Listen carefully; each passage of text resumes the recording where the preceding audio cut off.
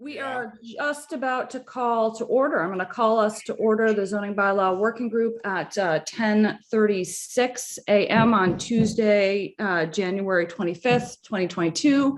Present Katie Dugan. Jack Creighton present. Woody Chick present. Tom, you muted. Present. Paul Caleri present. Awesome, guys. And Cassie is on her way. So first order of business is approval of the minutes from January 5th, 2022. I circulated them with 2 hours to spare this morning. I mean, really, that's like superior on my part instead of like the normal, you've got 10 minutes to scan them. So I make a motion to accept the minutes from January 5th, 2022. Can I get a second? Second. Yeah. I'm sorry. We have people vying for seconding. Okay. Well, that's It was such a well-crafted motion. it was. I'm good at the simple stuff. So all in favor, aye. Katie Dugan. Aye. Tom Calhoun. Woody Chick, aye. Jack Creighton, aye. Peter Pescatore, aye. Okay. I'm going to abstain because I don't think I was there for the meeting. So I No, you weren't. Yeah, you weren't. No, Paul, you were in COVID land. I assume you and your family are back. Yeah, we're back. We're back and safe and healthy. Thank God. Yes, all that Minus matters. something. In a weird way, I'm actually kind of jealous. Like that you.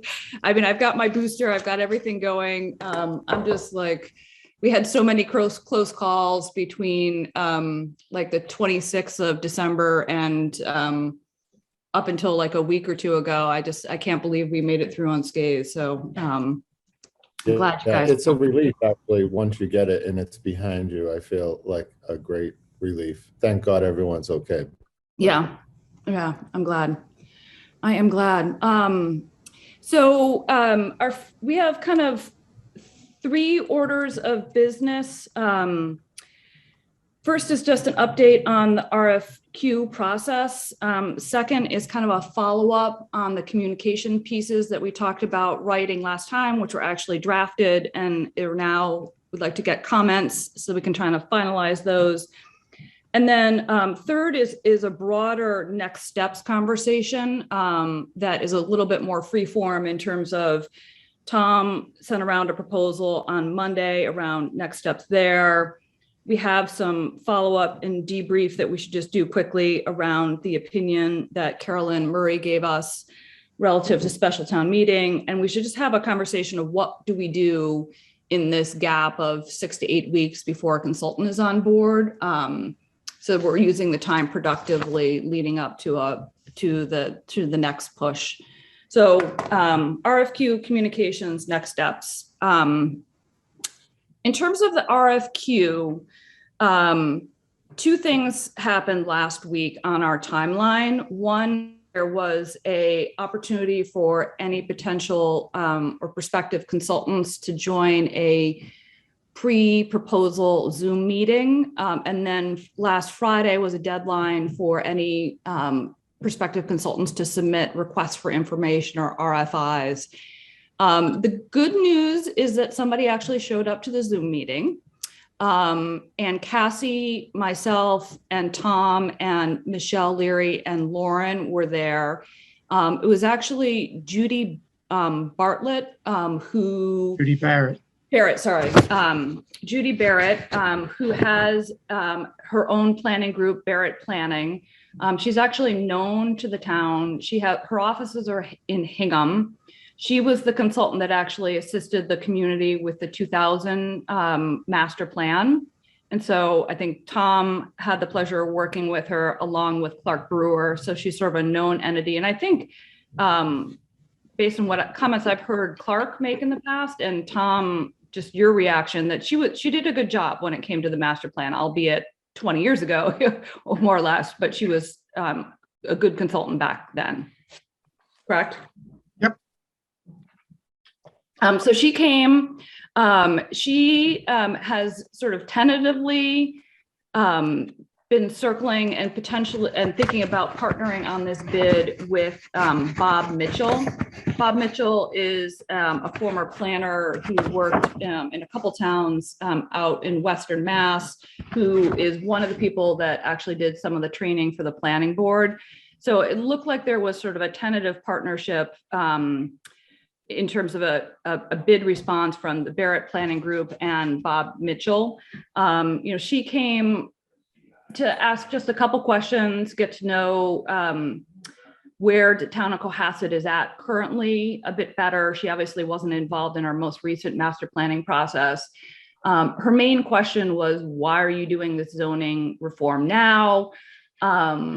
Which I think we had a pretty good answer for, given all the planning, the harbor, the master plan, and the open space and rec plans that have kind of fed into this. The things that I heard from her in terms of just feedback in our direction were sort of twofold, and Tom, you can add to this. I mean, I think the first biggest point was she was selling hard or foreshadowing that the reorganization piece of this is kind of the easiest to accomplish and generally the piece that most communities bite off right out of the gates. So not literally doing the reorganization, getting things so that they're no longer have duplications, definitions aren't scattered all over, all of the things that we've been talking about in that kind of reorganization phase, given that it's been 38 years, plus we've had 50 pages of amendments since 89 in terms of additional articles added. So she was pushing that. She, I think, understood after we talked why the community engagement piece is so important to us. And she did talk a little bit about how they've been running community engagement is something that she's comfortable doing and does a lot of work with. But she has been doing them kind of everything that she does from a community engagement perspective is in Zoom and then an opportunity to do it in person. So she really felt strongly that it wasn't one mode over the other, but both, sort of a dual mode approach, which has been working best in communities to make sure that you get people there. She said Zoom has its benefits in terms of, people can attend, it's easy, they do it from their couch, but then other people prefer, and you get a different quality of engagement when you have them in person. So she was pretty comfortable that that was a strategy that they were going to recommend. She did ask us point blank what money we had available for the project. We described that we had 75,000 voted from special town meeting, and there was another 50,000 from the budget for a total of 125,000. Her initial reaction was that that was probably enough to do the reorg and the community engagement, but not potentially do all the work that we were looking to do. But again, our focus right now is not necessarily on budget, but rather qualification. So I'm very curious to see what she and Bob come back with as kind of a response to our bid. But they seemed to be engaged and likely bidders. So that was the good news. Tom, do you want to add anything else in terms of takeaways from that conversation? Oh, Tom, you're muted, sorry. All right, I got the impression that she was under the impression she'd be writing the bylaw too. And my other concern just was timeline that, she was trying to stretch, telling us this doesn't need to be a 5-year process, but even saying 5 years, it was just, I'm concerned, as you saw from my memo on yesterday, that this is just getting dragged out, and we need to get to it. But other than that, this could actually slow down the process. I think she was fine and realistic about what we need to do. And again, we asked for some very specific aspects in the the scope of services in terms of how we want them to respond as it relates to, I think we had 4 things in our scope of services. So it'll be very interesting to see what she comes back with in writing, which is really going to allow us to evaluate qualifications and get a better sense as to whether that fit is there in terms of what we think we need to move forward. No, the only other thing that Michelle was able to tell us is that, we did push out emails to 16 firms directly. We had talked about that, and Cassie had come up with this list of consultants that she actually took a little time in the last week or two just to sort. So I'll actually bring it up on the screen so that everybody can see it. But Michelle did push out emails to all of the firms that were on the list, giving them an individual copy of the RFQ and obviously bringing their attention to the fact that we were looking for bids. She only heard back from one firm, which is not atypical, but the one firm that did come back said that unfortunately they don't have bandwidth or capacity at this point to bid. So that is just another data point. And then on Friday was the deadline for requests for information, which is another opportunity when prospective bidders can send in questions. And then we would have had to do written responses and send those written responses out to all the bidders that we've contacted. Nothing came in. And that's either a sign that we did such an awesome job on the RFQ in terms of detail, which I actually do. I mean, not to pat Cassie and myself on the back, but I do think that there's a lot of information in there. So it's not necessary that they had questions. Plus, we did take the time to post all of the documents, or not some of the documents that our working group has worked on in Appendix 7. So there's a lot of information for them to go through if they are interested in bidding. It's just the radio silence is really hard to judge. Cassie and I went back to Michelle yesterday and asked her perspective. She doesn't have a sense as to where we stand. So we kind of have 2 choices. Really, we can ride it out and see where we are on the 10th when the bids are due. And I do think that we'll get at least 1 bid. The question is, do we get 2, 3 more? So we actually can have kind of a evaluation of that. And the second thing we can do is actually extend our timeline so that we move our bid date out a little bit in the hopes of giving people a little bit more time to respond. I think the only reason I would do that is if we had a sense that there were firms that were potentially interested, but they were just scrambling to get in by the February 10th deadline. So Cassie and I quickly touched base yesterday, and one idea that we had is we can certainly, and we checked this with Michelle, we can contact the firms that we've identified and sent out the RFQ to try and gauge interest level. It's not Michelle's preferred route because from a process perspective, it sort of steps outside, I guess, a clean line of communication. It'll require 1 member of this working group outside of the interview committee to try and call these firms, talk to their business development lead, and find out whether they're interested and get an indication of whether they're going to bid or not. So I'd only do that if the working group felt comfortable and we would identify 1 person to do that on behalf of the working group. I know in the past, some committees and other processes, there's been concern around that. So I'll pause there and get a sense from the group as to whether you think that's a good next step or whether we should just let it ride until the 10th.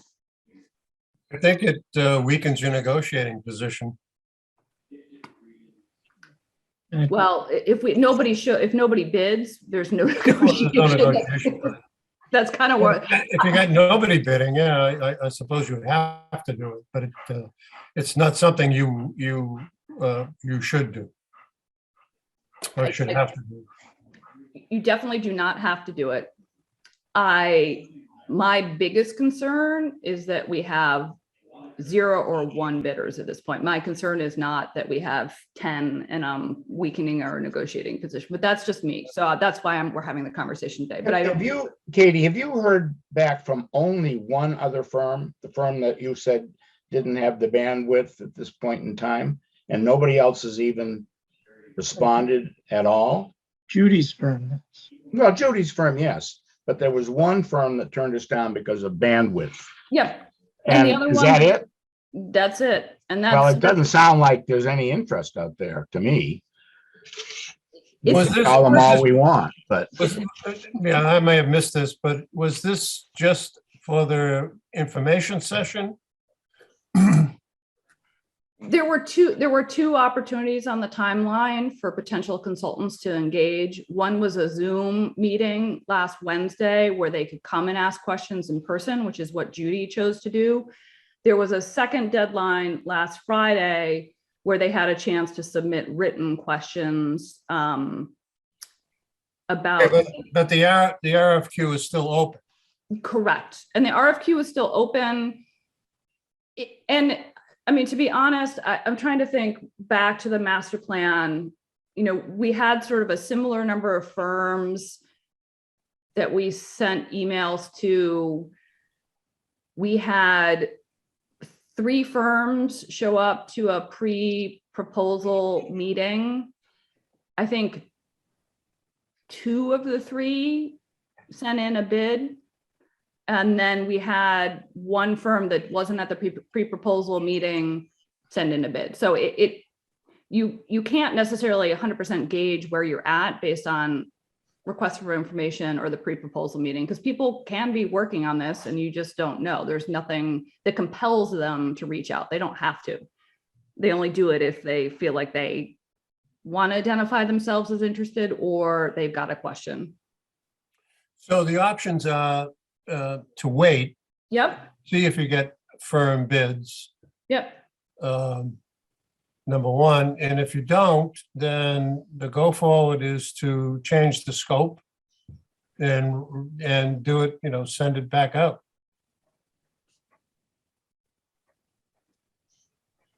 Yep. And then the third option, which we've kind of set aside for now, is the town going it alone in this working group, like shouldering all of the work, which is one that we kind of discarded because of a lot of reasons, including the public engagement work, which we wanted assistance on. I think the only twist. Well, the major part that we really are looking for a consultant to take on is the organization part of the reorganization of the bylaw. No, no. Why are we not on the same page on this at this point? I don't know. well, what page are you on, Tom? No, Look, my view on what we're discussing at the moment is to just ride this out. I don't think. Well, wait a minute. I thought, we were all in agreement that we didn't want them to write the bylaws because we were Well, going that's what. to do the content, and we wanted a consultant to help us with the reorganization No. format and the communication as the core. ask. That's not how I understand it. I understand the reorganization is part of writing it. It's part of the content. My understanding is we were doing this just for public relations points to be able to present this and sell this to the community. well, so guys, For whatever reason, we're thinking we can't do that, but we that's. actually wrote this down. I know we did, and that's why I was concerned about some of Judy's comments about what people in her field are expecting. They're expecting to write this. Well, And I think that explains the lack of interest, is that they're not getting to write it. So we're all coming at this from our own individual lenses. So I'd like to ask everybody to sort of set down their own individual lenses and just go back to the facts. So we don't know if Judy even read cover to cover the RFQ before she hopped on the call. Maybe she did, maybe she didn't. Maybe she read it 3 days ago and she didn't retain. So like, I'm not going to what she submits in writing is her understanding, and I'm going to evaluate her based on that. But in terms of like what we described as the scope of services, we said that there were two components to the work that we're trying to accomplish overall. There was a phase one, which would absolutely include the reorganization and reformatting. So Peter is 100% correct there. And we also said that in phase one, we were going to try and accomplish some of the substantive changes that the master plan identified. But we recognized that in a 15-month timeline, that we weren't going to be able to accomplish substantive changes across all of these areas. And some of those were going to have to be identified and put into a phase two that the town would work on itself. So that's how we describe phase one and phase two. Phase one is absolutely reorganization and reformatting, but our hope has always been to include a portion of the substantive changes in terms of zoning related. We have said all along that our goal is to get this done in 15 months by annual town meeting 2023. We have also said that in terms of scope of services, we had 4 things that we were looking for. First and foremost was public participation. And we described in quite a bit of detail the fact that this was important to us and that the credibility of the work was going to be dependent on us selling this and getting the public engaged. We gave examples of the types of public engagement, but we also asked that the consultant provide a specific response around how they would approach public engagement as scope of service number 1. Scope of service number 2 was around communications, just knowing that in addition to kind of public participation, even if it was passive, inbound or outbound communications to the public, that was going to be important. So this was more of the PR component of it. And again, we gave them examples of the kinds of work that we thought that they could suggest, but again, it's on them in the RFQ response to tell us what their communication strategy would be. Scope of service number 3 was relative to the zoning reorganization and redraft. But what we said here is that the zoning bylaw group will actually write this, and the consultant will primarily be responding and commenting on our reorganization. And same thing for the redraft. Again, we're looking for the consultant to help provide us models and input, but not do the primary work around the reorganization redraft. And then last but not least, we had kind of an other expectations, which was really more about making sure that we communicated that while the primary interactions were going to be with the town and with the working group, it will be necessary for the consultant to interact with committees beyond the working group. And then we listed out those committees where they may need to seek input. So that was what we said. We had, 3 primary expectations, back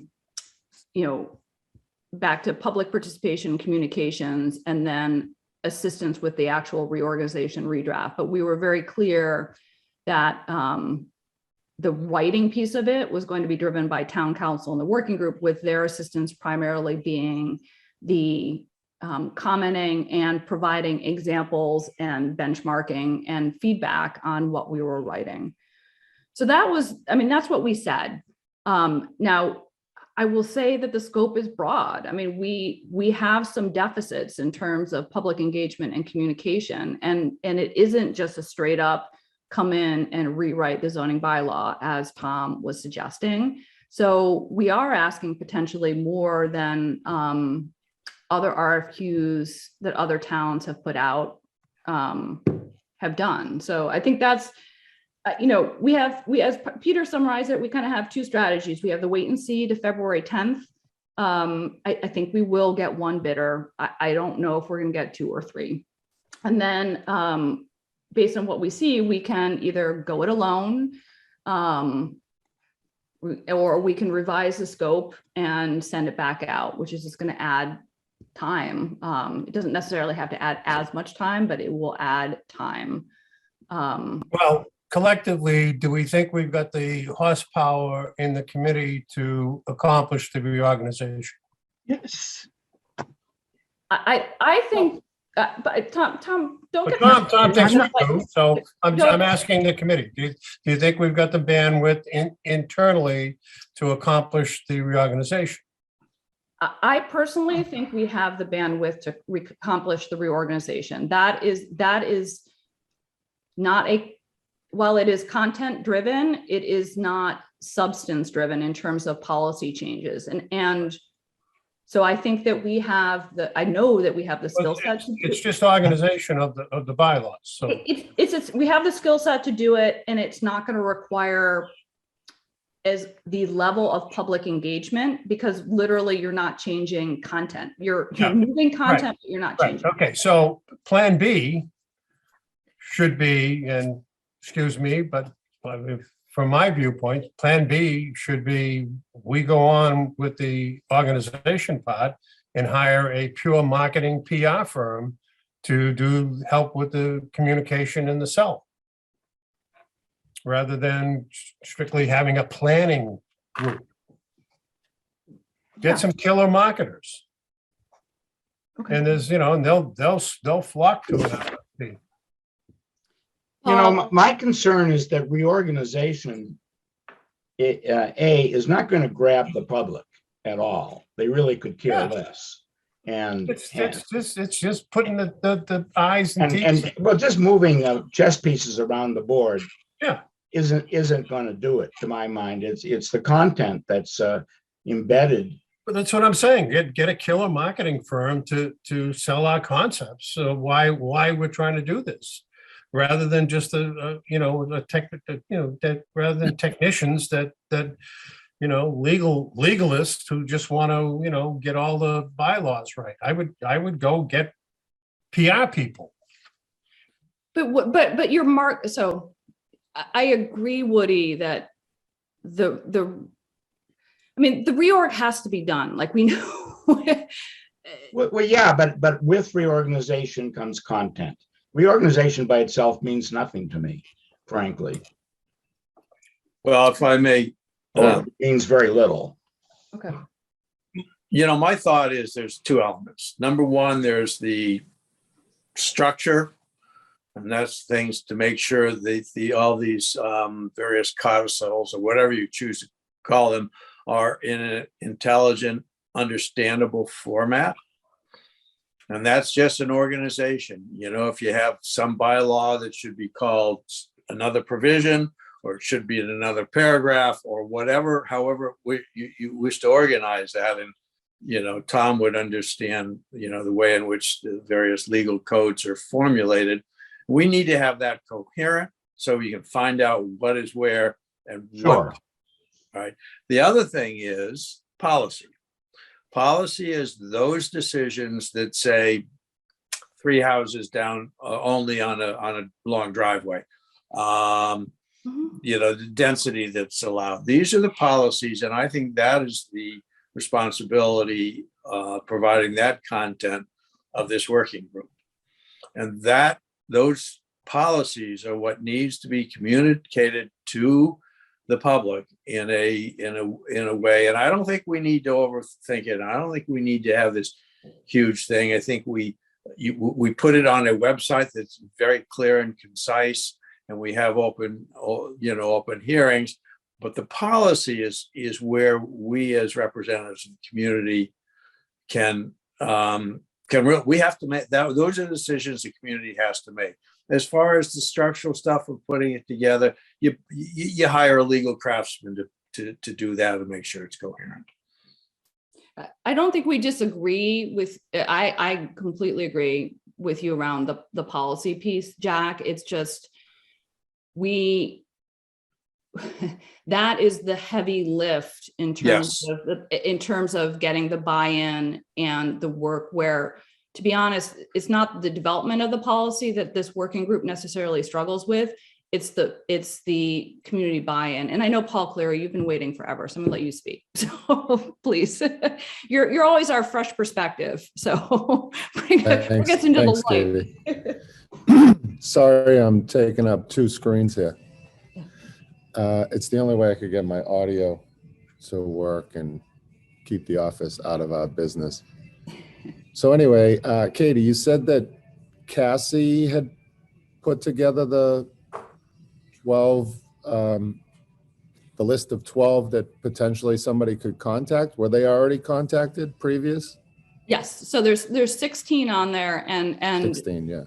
the town has sent that directly to them, which is why we got the one response back saying we don't have the bandwidth to respond at this point. 15 have, well, Judy and Bob responded, so now we're down to 13 that we have no idea as to where their status is.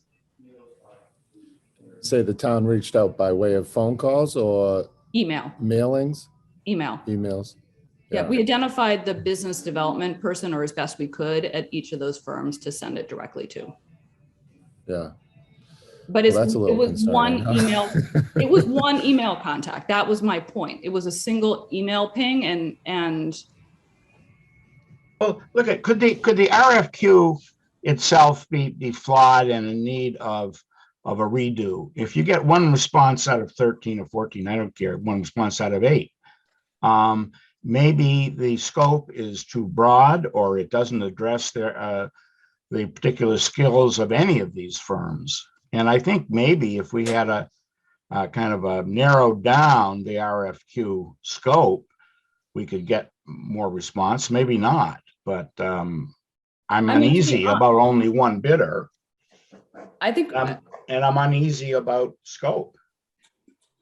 I guess my response partly is like, if you haven't noticed, like you can't get coffee at Starbucks or Dunkin' Donuts because they don't have workers. Like the same labor market constraints that are happening in kind of the general are happening on the consulting side. So there is a macro piece of this that we have no control over, and it's just the bandwidth of these consulting firms. And from what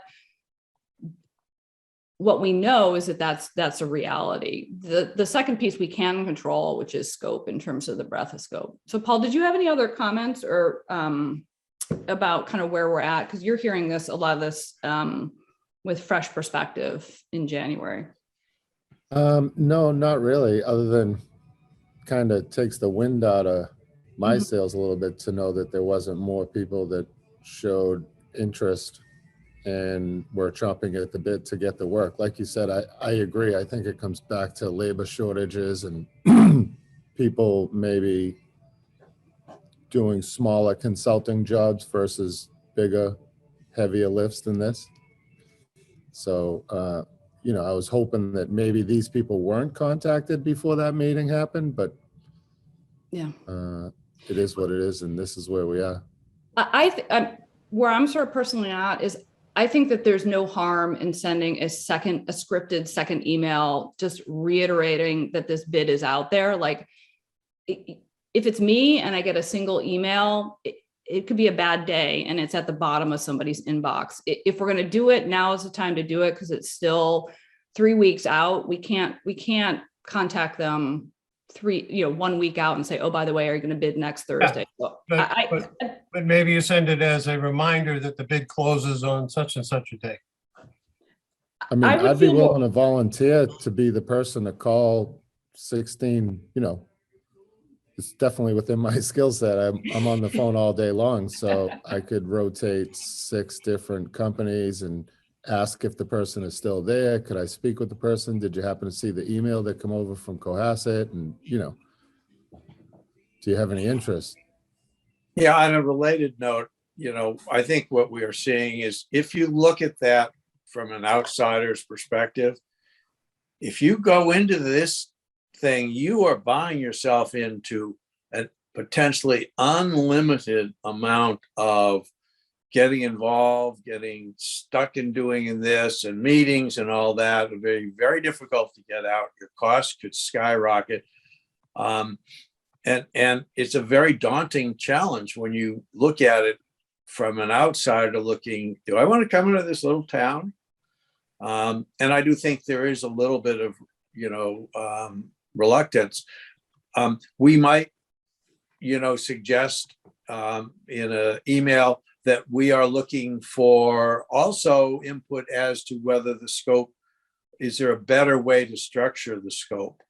I suspect that, in my personal opinion, the first thing that we need to do is we need to get this structure in place.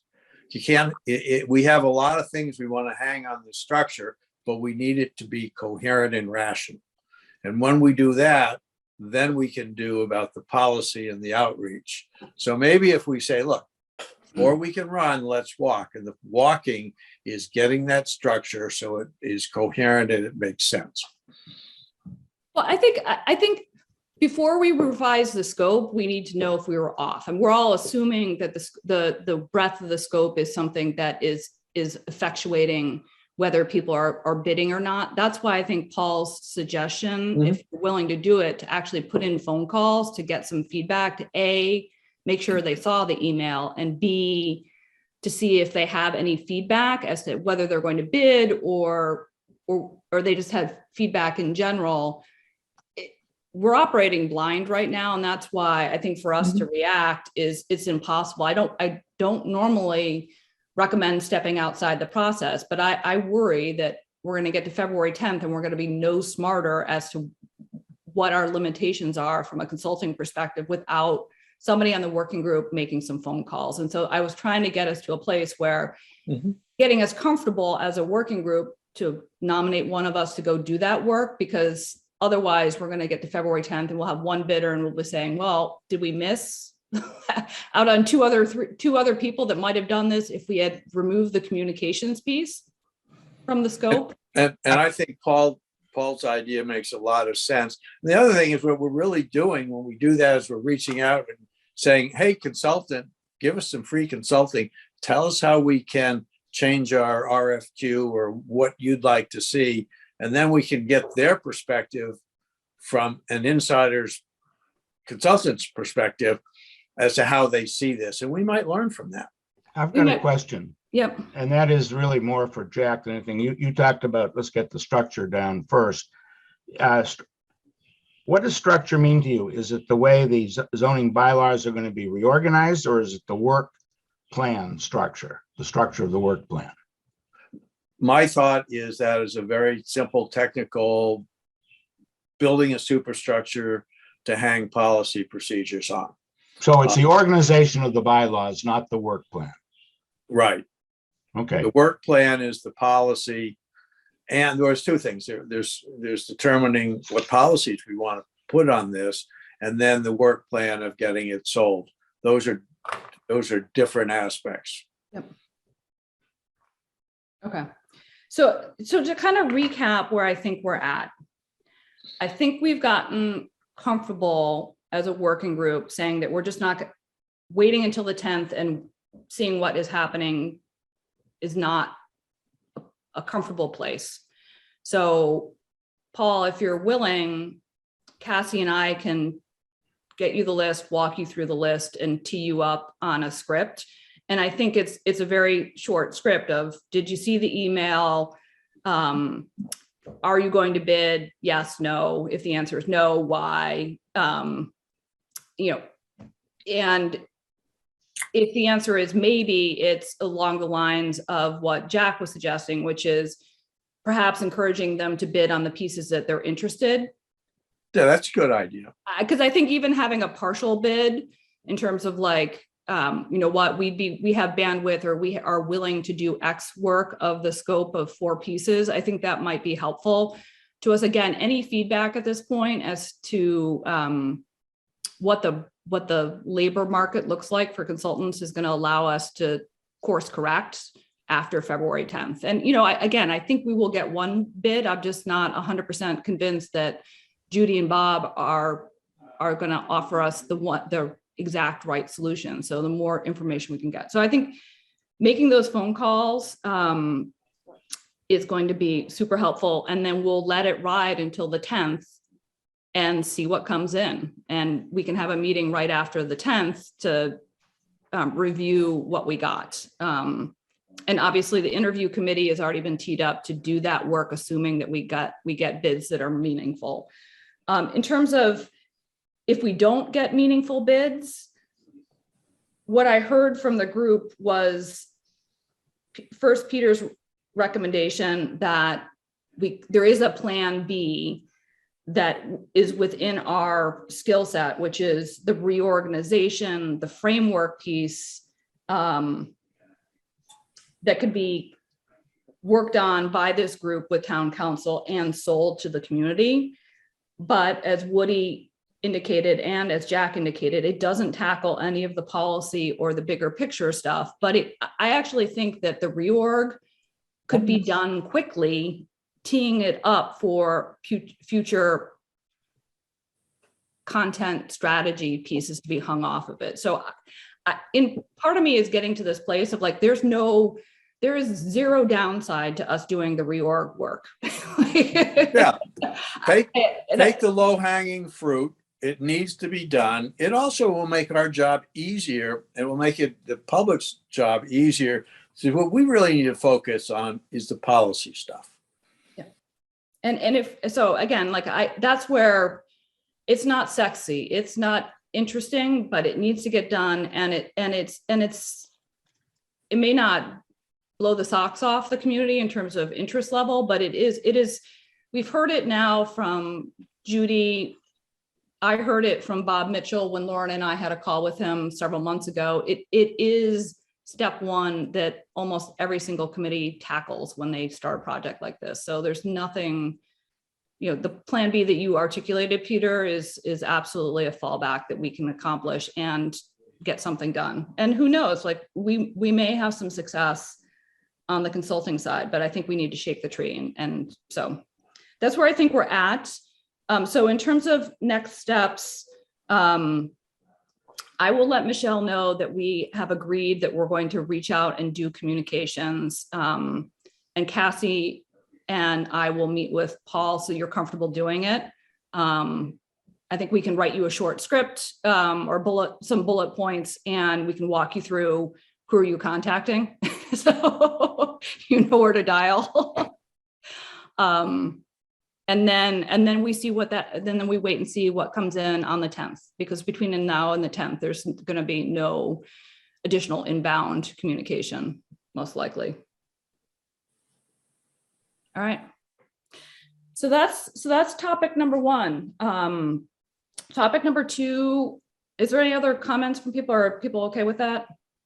No. Tom, I know I know your head's ready to explode, but you love us. No, well, look, You love us. I've worked awfully hard on this. I don't consider this rocket science, and maybe that's just me. This writing a bylaw is not difficult. We've all done it, or a number of people on this committee have done it. And I just hear delay, study. You know, reorganization does require some substantive changes, as I just sent out in a memo. I don't know if anybody's reading what I'm writing, so I'm kind of getting frustrated to hell. But Tom, I'm terribly impressed with what you've done, and I think none of it deserves to go in the trash can. But I'm not looking for praise, Woody. No, I know that, but I'm telling you. I'm looking for us to get to discussing. But let me finish my thought. Let me finish my thought. But having done that, I think maybe not on a line by line basis, but any change at all in words, we have to discuss as a group.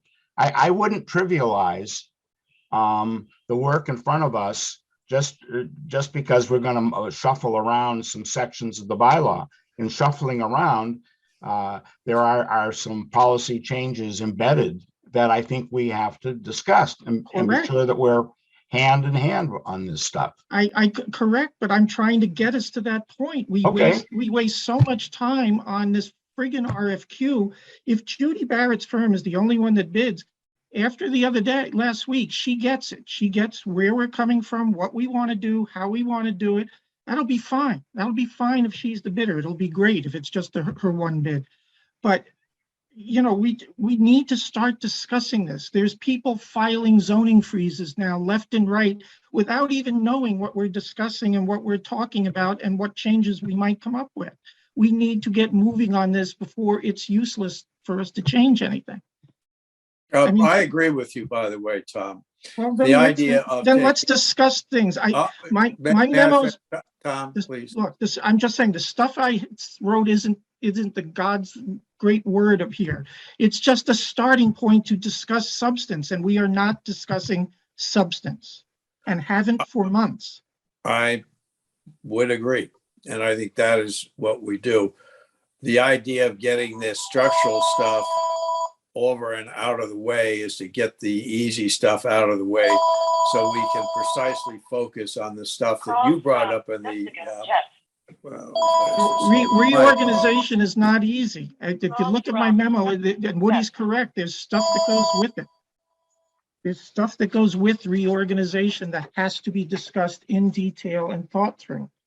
I set out an exercise for everybody to do as a starting point with definitions, but you know, we need to get started on that, not wait another 2 months for some consultant. Anyway, that's all I'm going to say. Okay. In fairness, Tom,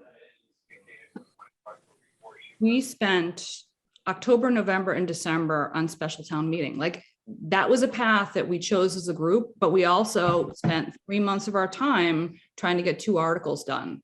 That's exactly why I have no interest in attacking annual town meeting 2022, because we will go down a rabbit hole for 3 months and not move forward on either the reorganization or the content changes that we all want to get to.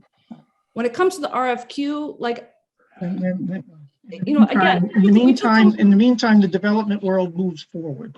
Well, you know what? Yeah. And I'm not going to apologize to this group or the community that, like, Cohasset is facing development challenges. In fact, in some ways, what's happening right now is making the argument as to why our work is so much more important. So yeah, some people woke up and are starting to do subdivision plans and get definitive plans or perimeter plans, but yeah, I mean, this was all going to happen. The timeline has moved up, but it also underscores why we're doing all this work. So, like, my pushback to you is use that to your advantage to argue as to why we should have community support. And again, I appreciate. I'm sorry. I just have to express my frustrations. Tom, you've done we good were work. Sitting here and I never. No, Tom, you know, I'm just amazed because I know the amount of brain power and work you've done. So yeah, thanks. That's not why I'm saying it, Jack. Just read the stuff. That's all I want people to do is read the stuff. Because I've read it is why I'm saying what I said. But I think we are moving forward. Let's not get overly intimidated by what happened in town meeting. We had a very organized group of people who were, you know, very deceptive. And one of the things that I think, just as a side note, we need to make sure that in town meetings, there's some protection from the population, that if somebody has a vested interest and they speak to town meeting, they have to disclose that. You can't go up and say, oh, by the way, I'm not going to disclose my husband is the biggest taxpayer in Cohasset and develops and paves over everything in there. Oh no, you're not. I don't have to disclose that. Well, that's important, but that's an issue for another time. Okay. Sorry. You did one. You're doing very well, Tom. I'm not. That's not what I'm looking. That's not what I'm looking for. I'm looking for discussing the substance of the memos I'm sending around. That's all.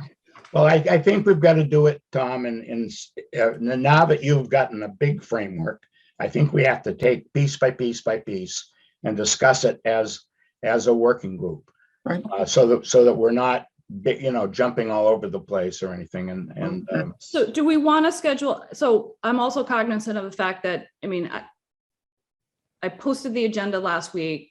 Tom, you reached out with your idea. I'm trying not to send shit out without checking with you first. That's no, and listen, I don't have any special status here except that I'm the administrative assistant for our group. So You're more than that, so. But I need to get it on an agenda. So if people want to talk about this, which it sounds like there is, people want to focus on your work, Tom, and read it and have the substantive conversation, then let's do that. Let's schedule a meeting for next week and I can get it posted and I can devote the time to go through it and we can actually have that conversation. So do people have time next week to have a second meeting?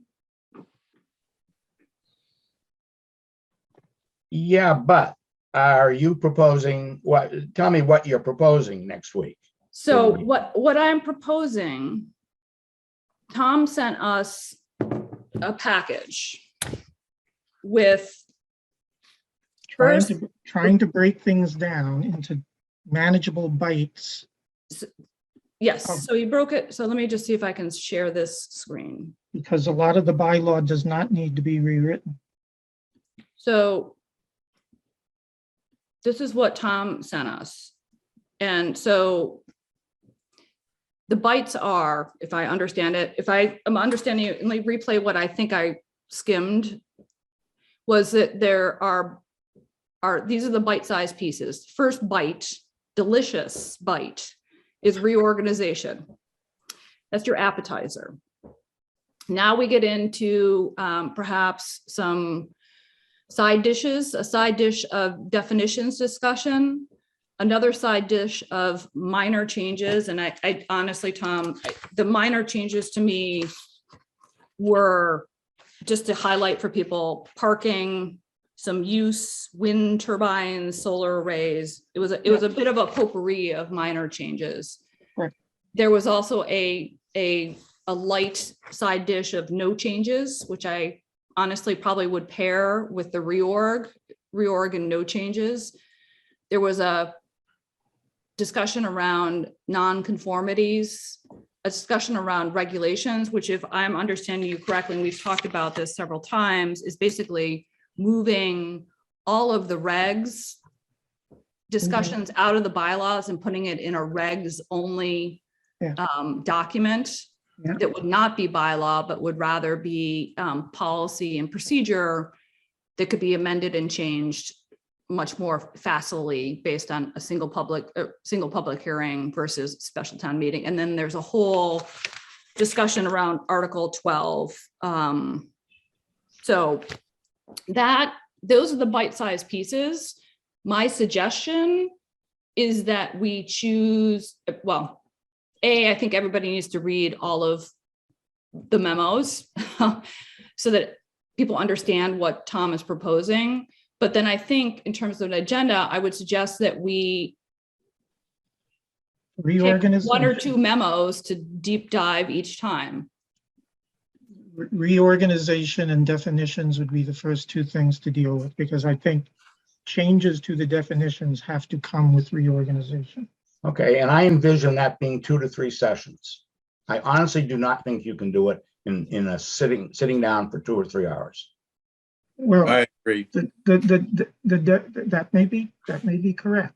In the definitions things, I am asking everyone to do homework by looking at the current definitions, looking at proposed definitions, and coming up with whatever new definitions you think are needed, and writing all that down in a method that I put out in that thing. And if somebody needs to compile those responses, and there's just 6 of us, 7 of us, I can compile those. I do think we should bring the planning board and the zoning board members in on definition changes as well, and get their input now. But there's an exercise that can be done that, at least will give us a starting point of where we are.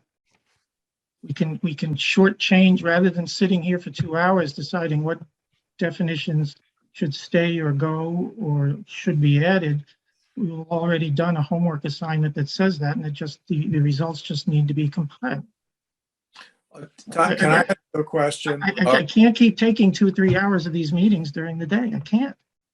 And trying to short circuit it by doing some behind the scenes homework assignments, if we can do that. Can I ask you a question? Yeah. How much support are we getting from town hall for some of this administrative stuff? What do you mean? I mean, when you want to compile and all this, do you have to do it, or do we have somebody in town hall? We No, have a no, lot of planning staff, or do they help? We have no planning. If I ask for it, but I haven't asked for it. Well, I think that's what I don't need, well, right now I don't need to. When it gets to that point, I'm not going to be shy about asking. Okay, just, Jack, I mean, the reality is that we went from having 2.25 planning staff down to 1 right now. Yeah. We just have Lauren. And Lauren is flat out in terms of supporting the planning board and ZBA. I know. So like, we're in a weird place, which is like, that won't always be where we are, but like for the next 2 months, you know, we're on our own in terms of like, and I don't say that in a bad way. It's just the reality of where we are until that new hire comes in as the assistant planner. I mean, to be honest, the only help needed, as I see it in the future, is from Carolyn. That is a better suggestion, which is like, do we want to From whom? put Carolyn in right now? Carolyn, Oh, Carolyn. Carolyn. as we rewrite substance, or we need her input as well. So- And I think, again, certainly with definitions, but as we go on into other substantive things, I think as we go along, we should probably get the input of the full ZBA and planning board as we go along. I would agree. I think there are sections in here that ought to go. And there are other sections where in one of the memos, I suggest we farm it out, like the accessory dwelling bylaw. Yes, people in this group will have thoughts about that, but send it to the Affordable Housing Committee and say, what changes do you think this needs? Why isn't It has not, never, I don't want to get into it. It has No, I nothing to know, do but- with the Affordable Housing Committee. Well, as an example, and the wind and solar ones were generated by the Alternative Energy Committee, and changes I propose to that are minor, but let them deal with if it needs to be changed. It ought to be somewhere else. I mean, you know, we've never used that or the photovoltaic in 10 or Yeah. 15 years. Yeah, Never. no, and that's the thing, but that's work. Those are 2 examples of things that I don't think need any substantive change or a lot, or maybe they Right. need to just be sunsetted. But let's farm that out. Let's farm that out to the committee that proposed, the committee that generated them in the first place. Let's just farm it out to them. Where it gets reorganized is up to us. Where it gets located in the bylaw is up to us, but the substance of it, I would farm out as much of this as we could to some committees, but only 2 come to mind, the 2 energy ones and the accessory dwelling one. It's the only things that come to mind at the Well, the moment. Water Resource District should primarily be the sewer, the Concom. Yeah, I mean, Doesn't have anything to do with zoning. the watershed and the floodplain, I'm interested if I have the time tonight to participate in this climate resiliency thing. And there may be somebody who emerges from this forum tonight who would be the ideal person to say, hey, look at our floodplain bylaw and our watershed protection bylaw, which at the moment I suggest no changes for. I don't see any burning need, but with climate resiliency, that's a whole new area of endeavor and an inquiry and intellect. So, you know, we may have somebody emerge tonight who can look at that. And again, taking a little load off of us for things that we don't think need a lot of change, but if there is change, give it to an expert to tell us if it needs change. That's, you know. And again, it's looking at our workload. I don't want to have us looking at all 22 articles in that degree of detail. I think we can farm some of this stuff out and lessen our workload to focus on, you know, the ultimate focus for us and where the real change is going to come is what we do at the use table and the dimensional table. And that is going to take a lot of time, and that's not going to be until town meeting next year at the earliest. But that, you know, point of these 7 memos was try to identify stuff that we really can just get out of our way quickly. The non-conforming article is a more substantive issue. I think we could knock that out in a couple of days of looking at that and seeing if this either flies or it doesn't fly. I don't, you know, it's just something we can knock out fairly quickly. signs and parking are things we may be able to knock out fairly quickly if somebody else puts a set of eyes on them. I put a set of eyes on them and say, okay, they are what they are, and there's nothing burning one way or the other to get rid of things or add things. So I just don't think it's as daunting as we think. If we think there's 22 articles in this bylaw, and a lot of it isn't going to change, it might be moved around, but it isn't going to change.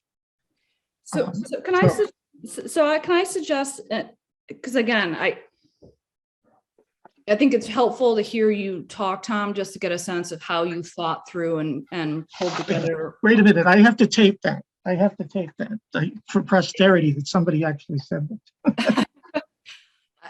You tried to create a meal of 7 bite-sized, or maybe not all bite-sized.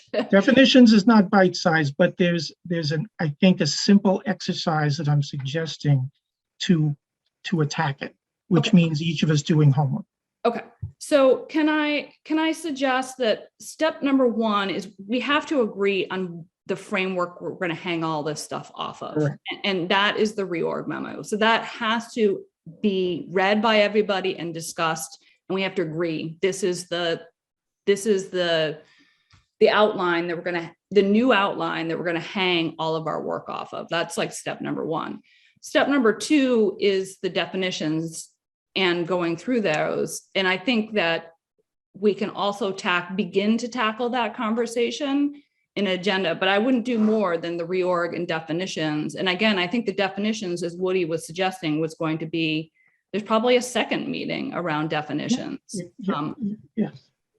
So can I suggest that the next agenda for a meeting next week is reorg and definitions part 1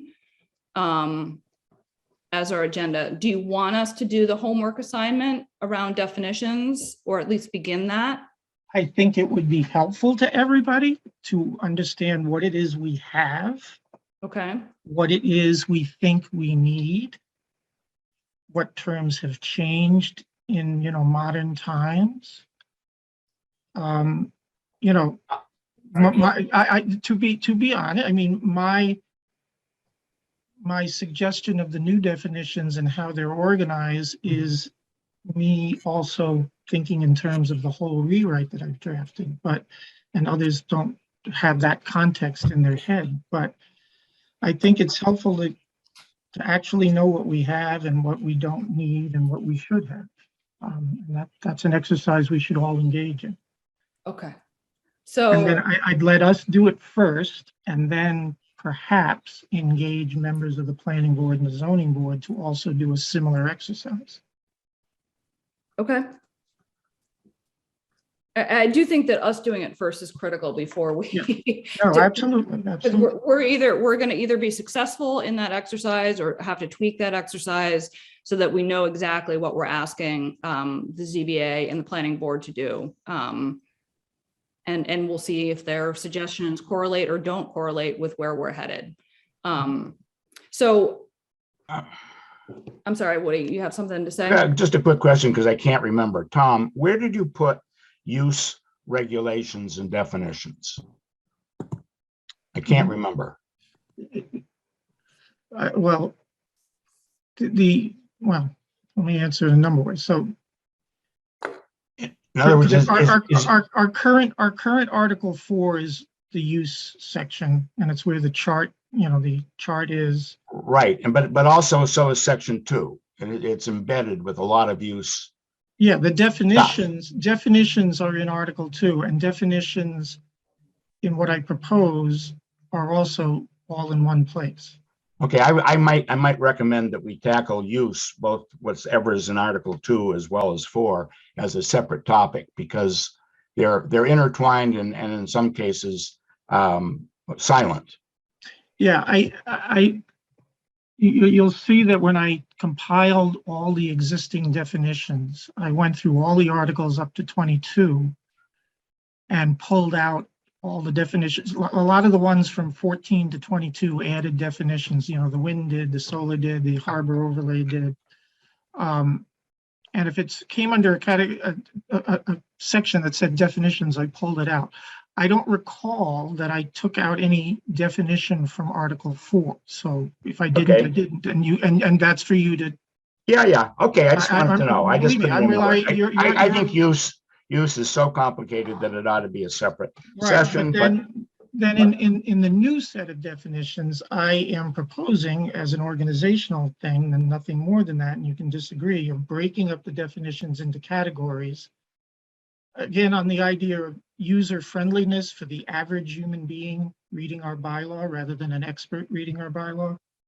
And there are dimensional definitions in one category, there are use definitions in another category. So you'll see what I've compiled as the use definitions as a proposal. And then you can tell me if I've missed something, or should there be something else added, or something else that I deleted to bring back, that kind of thing. But again, I tried in that memo to lay out all the definitions that I found in the bylaw in whatever sections, articles they were in, and then, you know, a proposed thought of how to redo them. But so, you know, and we'll all have different thoughts about how to redo them, but you got to first see what we have today. yeah, okay. Okay. So next meeting is read and review reorg memo, agree as best we can on the framework to hang this all on, and then part one of a multi-part conversation on definitions. But the first step is to read the memo. The second step is to do the homework assignment, which is to think through, do we like the existing definitions? What is either missing or needs to be changed? And then third, Tom, do you propose an organization of the definitions, or is it just alphabetical? I am proposing them broken into categories and then Categories, okay. alphabetical, but we don't have to do that. We can I just do like this. the categories first, categories, then alpha, not just straight alpha, because I think it's. Yeah, I do too. Again, I'm thinking, and again, this goes too with the reorganization of existing Article 12. It's trying to make this user-friendly to a person who knows zero about bylaws. Like I can go to another town's bylaw and I can kind of know, even if it's reorganized, if it's organized different than Cohasset's, I can kind of know where to go to pinpoint what I'm looking for, just because I know this stupid shit. But most people don't. And I just want to make this also the organization a kind of user-friendly organization so that people can go fairly quickly to what it is they're looking for. So the homework assignment is to familiarize yourself with all the definitions, but then think critically about three aspects. One, whether you like the existing definition. Two, whether there's anything that's either missing or needs to be changed. And then three, think critically about your proposal around how the definitions can be first grouped by category before they're alphabetized, which I think, as you're arguing, is a good way to kind of organize and make the bylaws potentially more user-friendly, which is probably the most important piece of this particular exercise around the reorganization. And in some cases, I would add one other thought, whether there's diagrams or illustrations, because I know that's a big piece of what some other towns do in terms of the definitions actually have an illustration or a diagram associated with it. None of the things I wrote have one, although I think when we redid we haven't redone the definition of height that we had agreed on before as a new definition in the bylaw, but as a policy. But I agree that's one that could benefit from a diagram, and there may be others. So I would add in the homework assignment that if you think something would benefit from a diagram, just make a note of that. Okay. So I'm happy to type up an email back to all of us, kind of re-articulating back the agenda and the homework assignment. I think we just need to choose a date when we want to meet and have this conversation.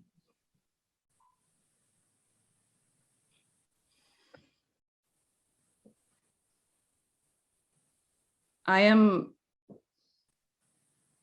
pretty free next week and early the following week. I can only do, I can only not do Friday next week.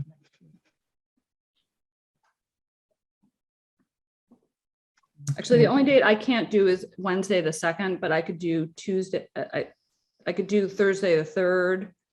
You can't do Friday the 4th. I could do Monday the 7th. I know everybody's super excited. It's a delicious meal. Look at this menu of a la carte choices.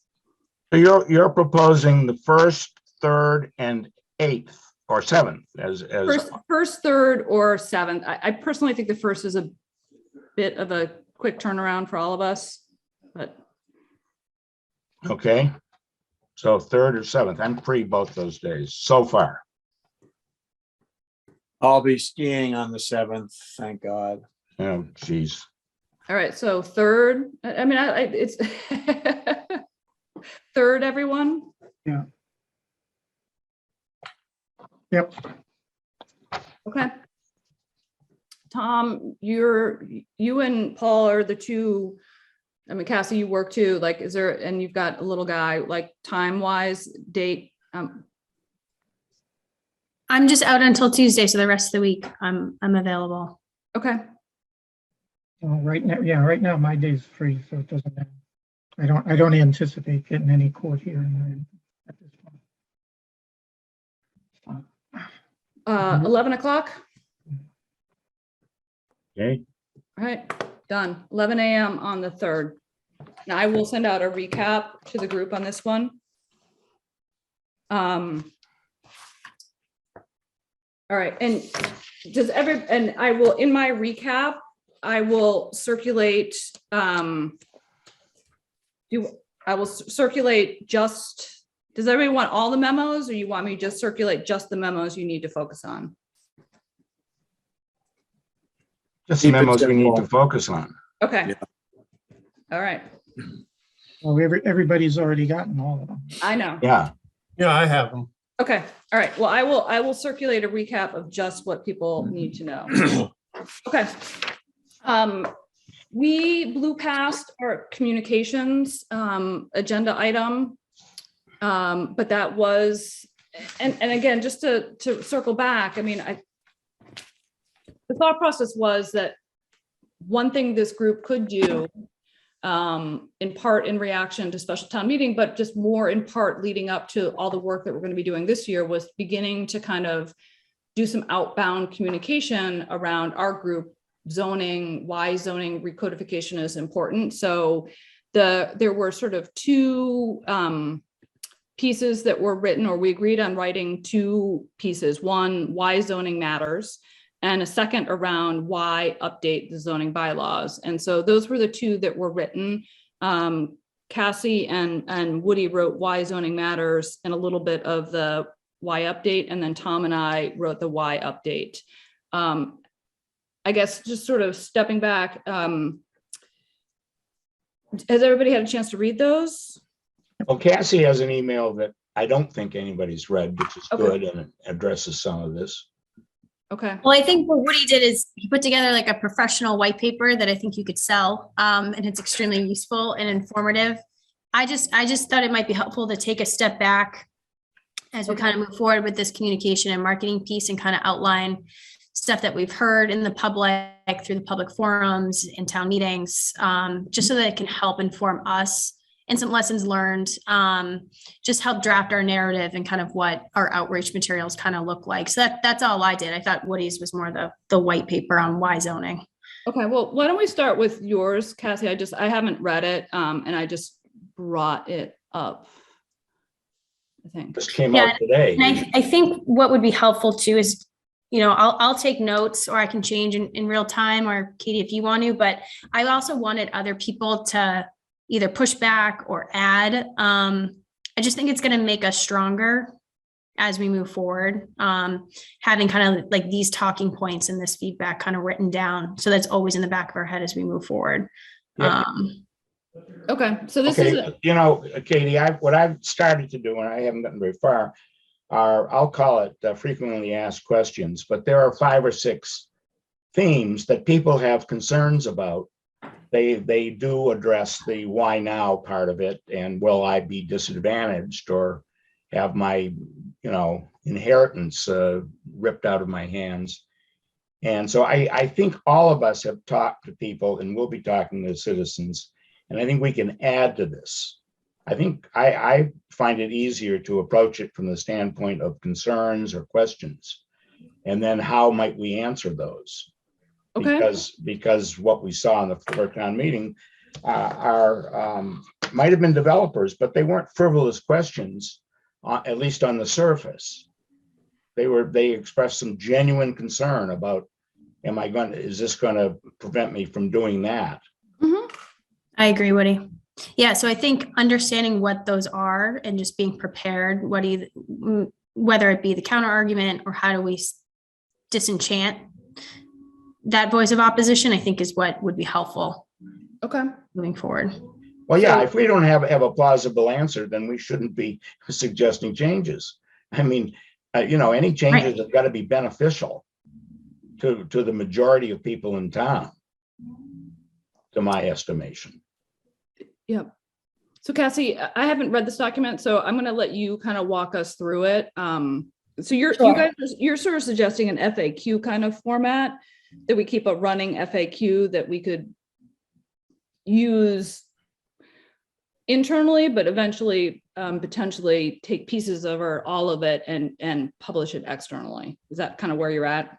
I was thinking of having like a strong background document that's used internally for the purposes of being prepared as we move forward. Okay. So then the external document could be an FAQ, or it could be, an FAQ, or it could be like a trifold that gets printed out, or it's as, we kind of submit those testimonials in the anchor that we had discussed, or in other interviews with other publications, but just having that background document so that we're consistent and we're successful as we move forward, of like what the actual narrative is that we want to get across by the time we're ready to publicize our changes. Yep. Okay. That's the way that I was thinking. And I thought that Woody's document could get woven into a lot of the kind of final pieces and outreach pieces, but I thought kind of taking a step back in order to move forward might just be helpful for the collective group. Okay, and it's relatively fresh in our heads, and Right. we'll add to it as we go and have conversations with the community or with other boards. Okay, all right. So walk us through this again, because we haven't had a chance to digest it, but we will digest it. Sure. I think just over the past year, what I was doing is I was just going through a data dump in my brain of thinking of kind of what we did hear through the public. So it might just be worth even if you do like an under each bullet, and we can just kind of discuss. So the key concerns that I had heard, and I think everyone heard collectively from the public, was this voice of opposition, right? I think we heard it not only when we were speaking to the planning board advisory, we also heard it at the special town meeting. So there's one voice of opposition, that our property rights are being taken away. I think it's important for us to discuss those and discuss, is that voice of opposition valid, and what's our counter argument? So, and then I just had created these bullet points that Woody and I had discussed last week. And so I think, maybe we just put some quick responses, and I can kind of draft a narrative from here after today's meeting. But, we heard there would be a diminished imputed value and opportunity for accumulated our paid taxes moving forward. We heard that there'd be less opportunity for downsizers and empty nesters. We heard that there'd be less opportunity for our children to live here. There'd be less opportunity for future supply in Cohasset if we do the moratorium and we stop development. We also heard that there's less opportunity for diverse housing stock doing what we're doing. So again, I'm not saying that these are true, but it was just things that I heard. So I think collectively from the group, it would be helpful to hear. Do you guys agree that this was the voice that you also heard, and how can we kind of move forward with our responses? It's interesting that these bullets are both from right-wing points of view and left-wing points of view. I know, and I tried to kind of, I tried to separate that, Tom, but I got confused in my own head when I was reading that. Well, So can we walk through them kind of one by one? Because to be honest, Could I make an overall comment? yeah, The reason, I obviously, I know developers well. I've kind of been in the industry for a number of years, not necessarily as a developer, but one of the things that when you're the underlying situation is in Cohasset is very simple.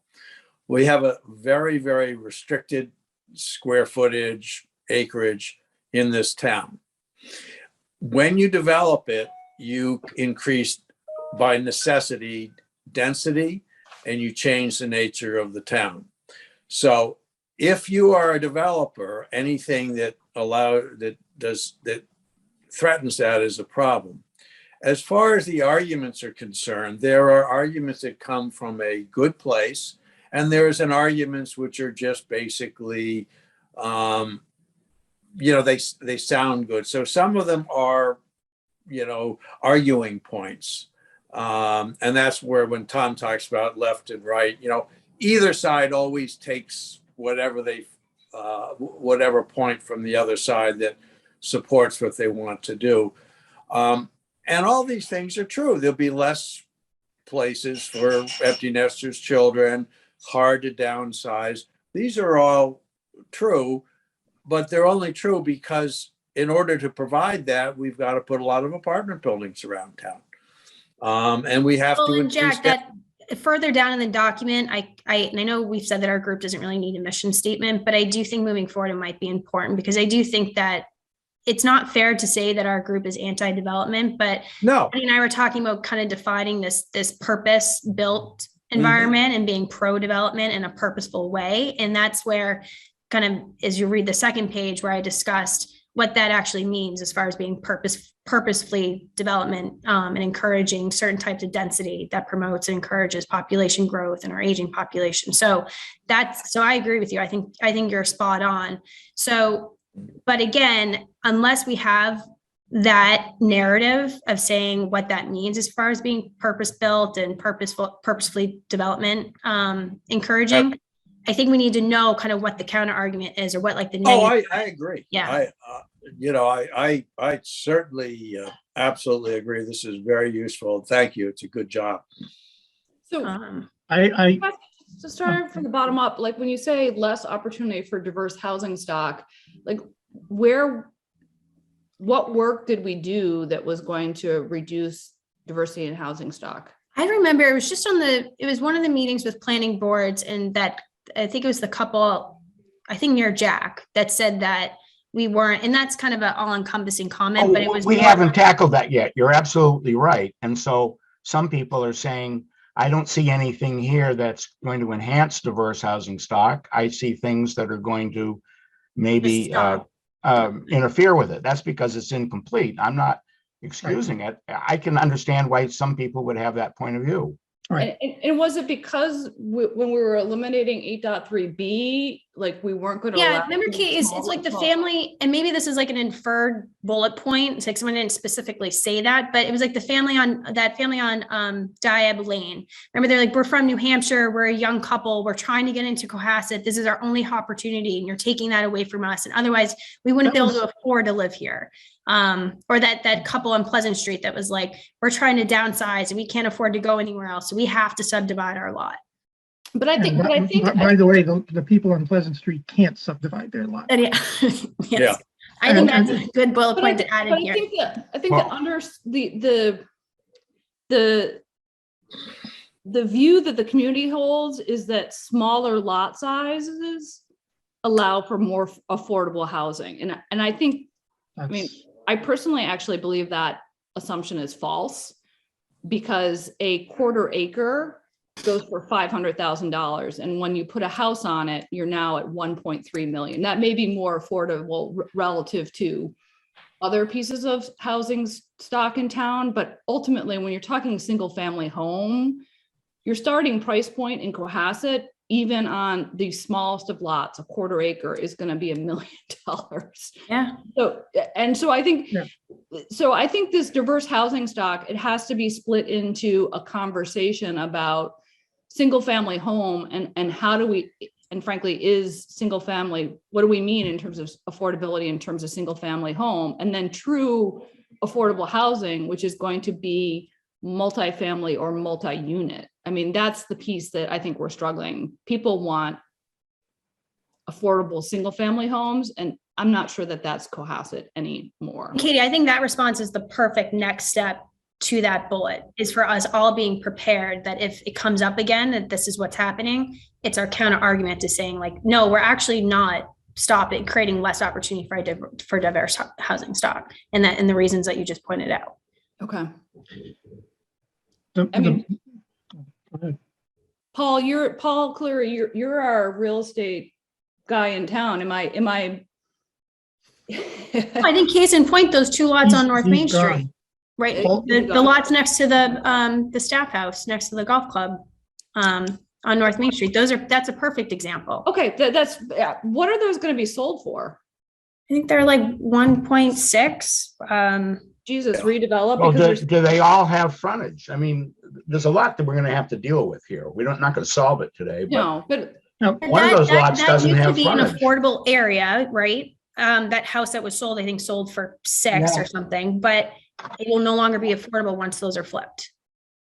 right. I Not mean, that 600,000 is affordable anyway. I haven't tried to, well, but those are two small capes that are like literally almost across from the train track, the Yeah. train crossing, that are going to be $1.6 million homes. That's a great example of that. I mean, less opportunity for future supply in Cohasset. I mean, that's just the reality of the final build out. Like, yeah, I mean, Future supply is more $1 million homes, and then they're going to go diminished value and opportunity from accumulated paid taxes, which I assume what they mean is now we're going to be getting $8,000, that's $1 million, or $9,000 of taxes coming in for a 4-bedroom house in which the 2 children are going to each accumulate whatever the figure is, 16,000. So we'll be accumulating $32,000 in future costs for the town. In return, we get $10,000 of taxes. Or, that whole argument is it's all the time, and generally development ends up costing the community more than they get in taxes. that is true. So I we could just think throw that right. I think the counter to the less opportunity for diverse housing stock, for example, is not to sort of start with the premise that that's a bad, an incorrect assumption. You start with the premise that part of our changes are going to try to address this, have got to address this. And it may not be addressed by a single family standalone home. It may be addressed by a multifamily development or mixed use, but we are going to address that. Mm-hmm. We just can't keep having $2 million, $3 million homes and say, well, by our standards, it's affordable because there's the $7 million house that just sold. yes. Okay. Well, I'm a big believer that the real solution to that is a variety of auxiliary, units, and make it possible for a larger house to have an in-law apartment. Yeah. And that was all drafted That's a year ago. We can revisit that. Yeah. We just haven't brought it forward. Opportunities for empty nesters to live in Cohasset. I mean, again, if people want to downsize, the reality is that downsizing isn't going to be into a single family home anymore in Cohasset. It has to be thought about differently in terms of other opportunities. Yeah, but But so again, I think that all of these questions in terms of like diversity of housing stock, empty nesters and empty nesters children, it's this conversation of, yes, we absolutely agree that it's an issue and needs to be addressed, but it's not going to most likely, given land values, be addressed through single family homes. And so that's where, So like Stevens, I think it was Stevens, right, that said, or it was the guy on it's like Pleasant Street who wanted to, divide, who wants to knock or down. even Stevens said, I plan for my kids to live near me. Who was it, on Rustway, or I forget, is that where they live? But I thought he said something like, I'm planning for my kids to live here and I won't be able to subdivide. Again, a lot of those comments are in the context of the single lot exemption, Yeah. and we should, and a lot of people don't understand it and misunderstand it, and I think that was apparent even the last Well, planning. we don't address it here today, but we have to Right. address it. But yeah, all of those bullets are policy choices that we need to make, and in some cases, they may be affected by market forces that zoning just doesn't impact one way Right. or the other. But zoning does impact it from a standpoint that our bylaws as they are today and crafted 20 years ago are Yep. hostile to multi-unit developments. They're Correct. very onerous, Right. more so than most towns. But all of those, my point was, all of those are policy issues we haven't really addressed yet, and it's, and again, people from right and left are making comments about it. Some want more diverse housing stocks, some don't. The issue that's more important is the title one. Property rights are being taken away. That's Right. the sentiment we come up just on our whole, regardless of what we do. And that is such an incorrect statement that I've heard repeatedly in this town, and it's a pet peeve of mine, but everybody thinks they have these unlimited property rights to do whatever the hell they want with their piece of property. Well, I But they- disagree with you because they do have, in large part, but we're getting into content here. I really think that's an accurate Well, statement. No, but I think we have to, and I think we do with the explaining the history of zoning, that zoning, the whole concept of zoning is the realization that you don't have an unlimited right to do whatever you want, that there course. are rules. No, but someone like Lily, who spoke on behalf of her clients and whomever, they're Yeah. saying, she said, you are taking our property rights because if you take away single lot exemption, this is just me thinking through. If you take away the provisions within single lot exemption, people won't be able to subdivide their lots and either downsize, build homes for their families, create, Yes. that was the It's comment. also what we learned, not true. And I think this just handing them a document that says the history of zoning, I think they're gonna be like, I'm gonna rip this up. I'm The not way gonna-" our bylaws are written, it is true. It's not incorrect, it's true. I think we have to fix the bylaw and differentiate between the small person who's got 2 lots and a developer and somebody who's got 10. I really think there's a huge difference. Yep. I put that down there, Woody. It's called votes. Yeah, all right. Okay. So I wasn't trying to create any. No, I think there's this whole issue, and I think whether it's 8.3 or otherwise, like people want to know that if they have the right to subdivide, either by the fact that their lot is large enough to subdivide, or that they have a lot which has a single lot exemption associated with it, that they're going to preserve that, because people perceive, not incorrectly, that if they can go from 1 parcel to 2 and have 2 homes on it, they're going to be creating value. And Yes. that is sort of fundamental. That's sort of a fundamental right that we saw people not wanting taken away. But the flip side on that is that density is going to increase in town. If people follow that economic track, density is going to increase in town. And I think where Woody was headed and where we were kind of regrouping back in October after we withdrew single lot exemption was don't trot on single lot exemption or people's ability to subdivide. When they subdivide, regulate how big a house they can max. Yes, this is where FARs come in. Yes. Right. So, and that's perfect. I think that is probably the narrative moving forward. When people say you're taking away my property rights, it's saying we're amending property rights based on zoning amendments. However, it doesn't mean that you can't build on it. It's going to be based on the size of your lot, so that density is appropriate based on scale and the need of what we need in our future housing stock.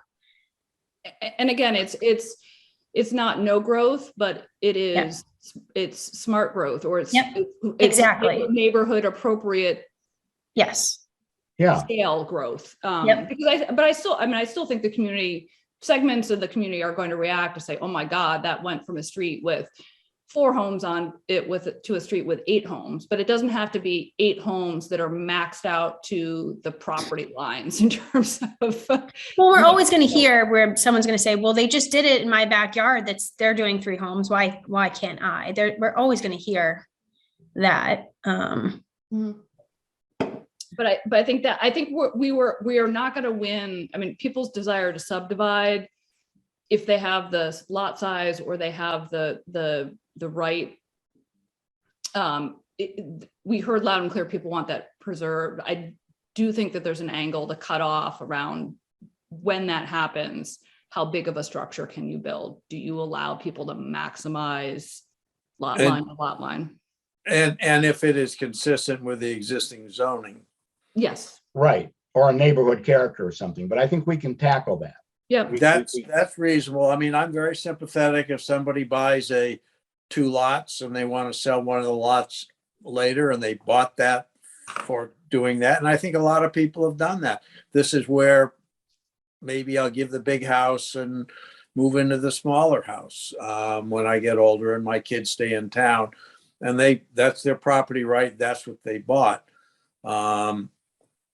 When zoning takes away what they bought, on the other hand, if they were never really entitled to 2 lots, or they could have made those 2 lots when it was legal, I don't know if they're as in strong a position. But I do think what Lily represents is a voice in town that we should listen to.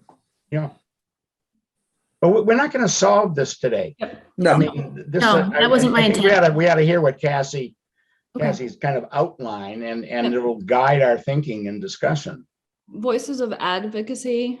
Yep. So this was just, and we didn't hear, I don't think we heard enough of this. I think on every public meeting or public forum, we didn't really have enough of this voice. And this was after speaking to my parents who also live on Howe Road. So they've dealt with both Howe Road, Diab, Tad Lane, and now Windy Hill. But then also just voices in the community. I know that some people did speak up against 580 Jerusalem. And so that's just kind of what this voice is voice of advocacy. But I just don't think we had enough of it.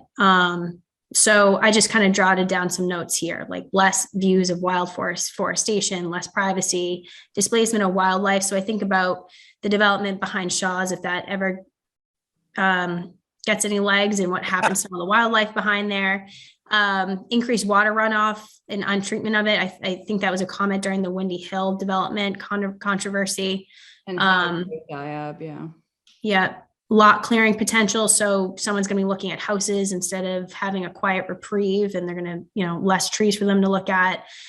I know Amy kind of brought up that comment about the scenic roads and disruption of lot clearing at 580 Jerusalem. And then also the Ocean Ledge, or what is that called? Is that Ocean Ledge, Katie? Yeah. Just the concerns about emergency and traffic and child safety, things like that. And then just noises during construction, which I think has been the biggest one over by my parents' neck of the woods, and probably yours too, Katie, is just the blasting and the whole ramming, and then just the new noise from having new neighbors. So I think that these are good.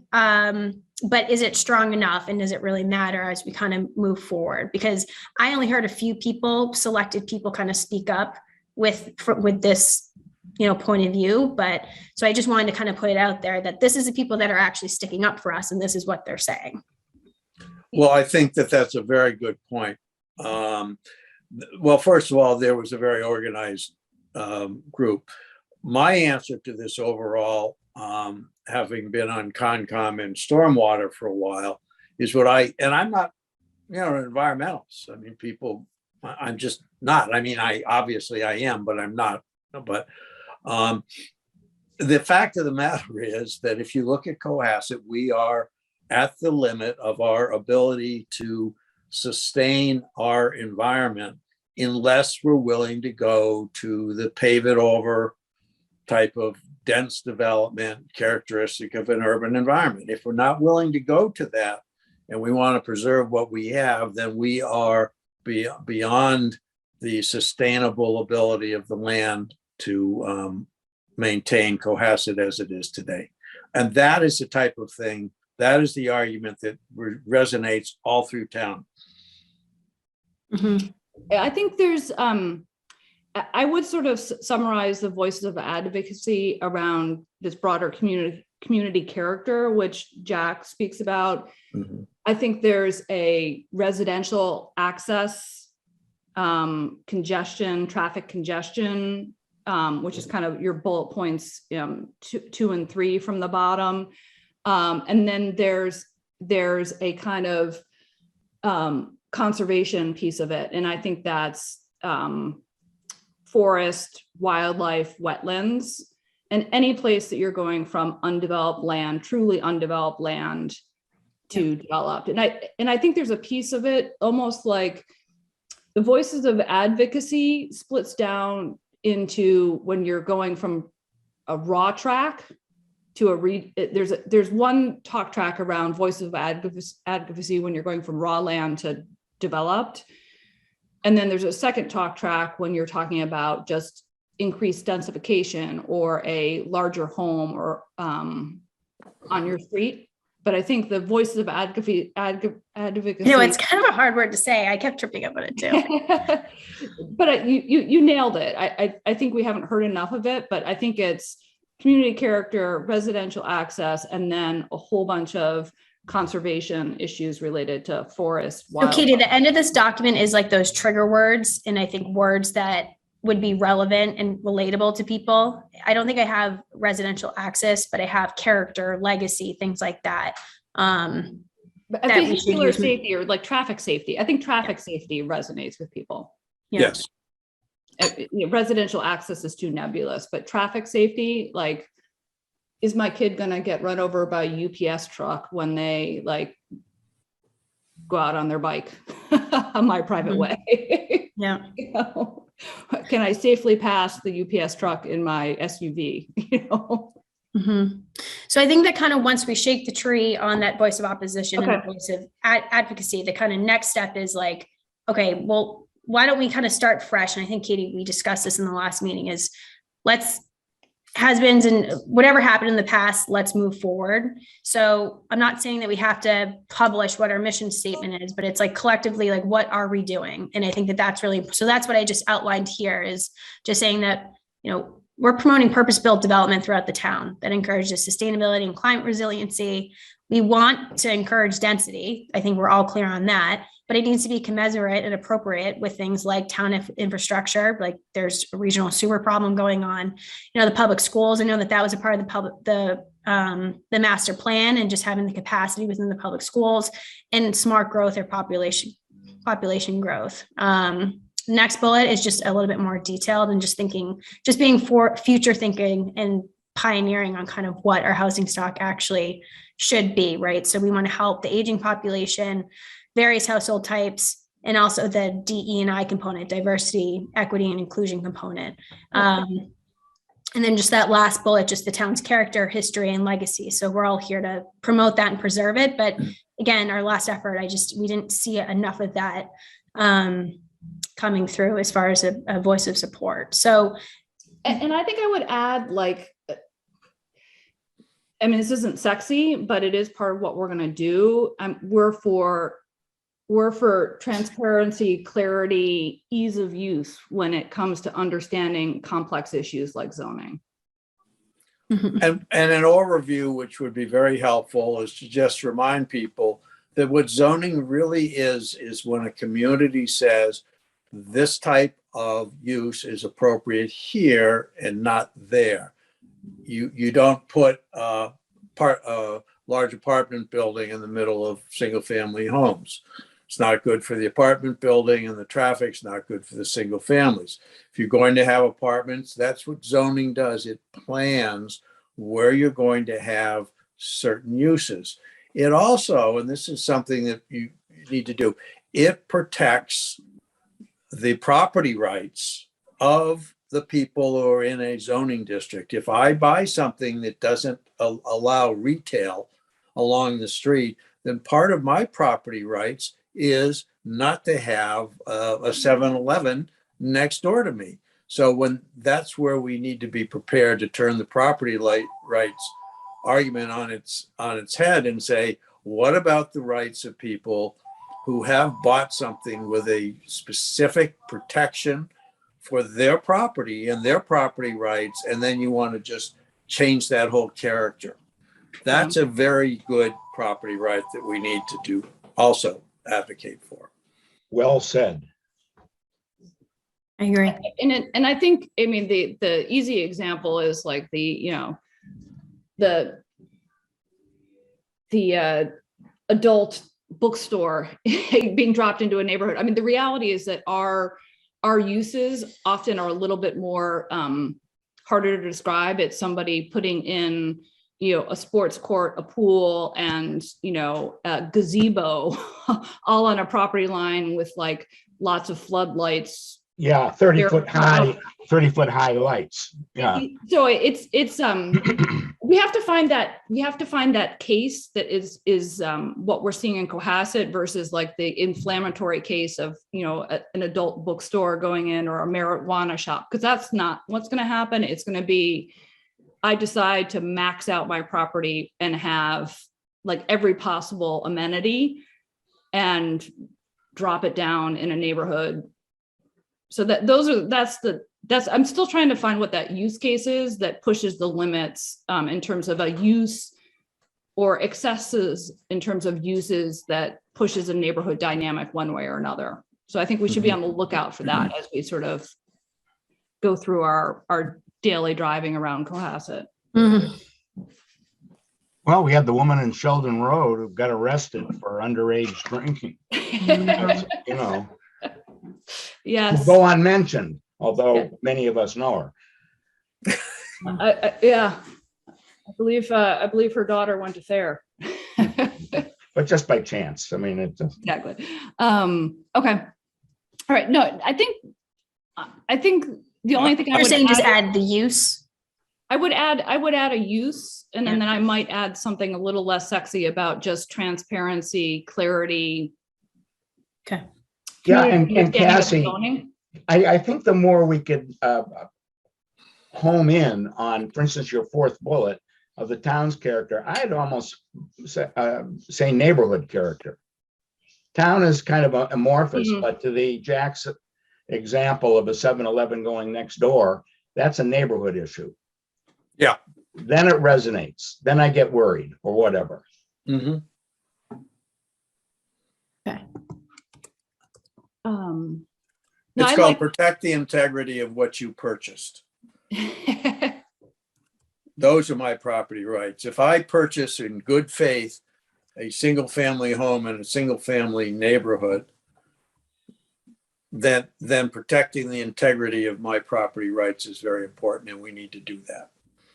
So That's a I don't good know way to phrase it. so this question might create controversy, but what if the town wants a marijuana shop? Like what I don't think we can, I don't think we're allowed to prohibit it, by the way. But Yeah, we have a bylaw that's really state Yeah. law.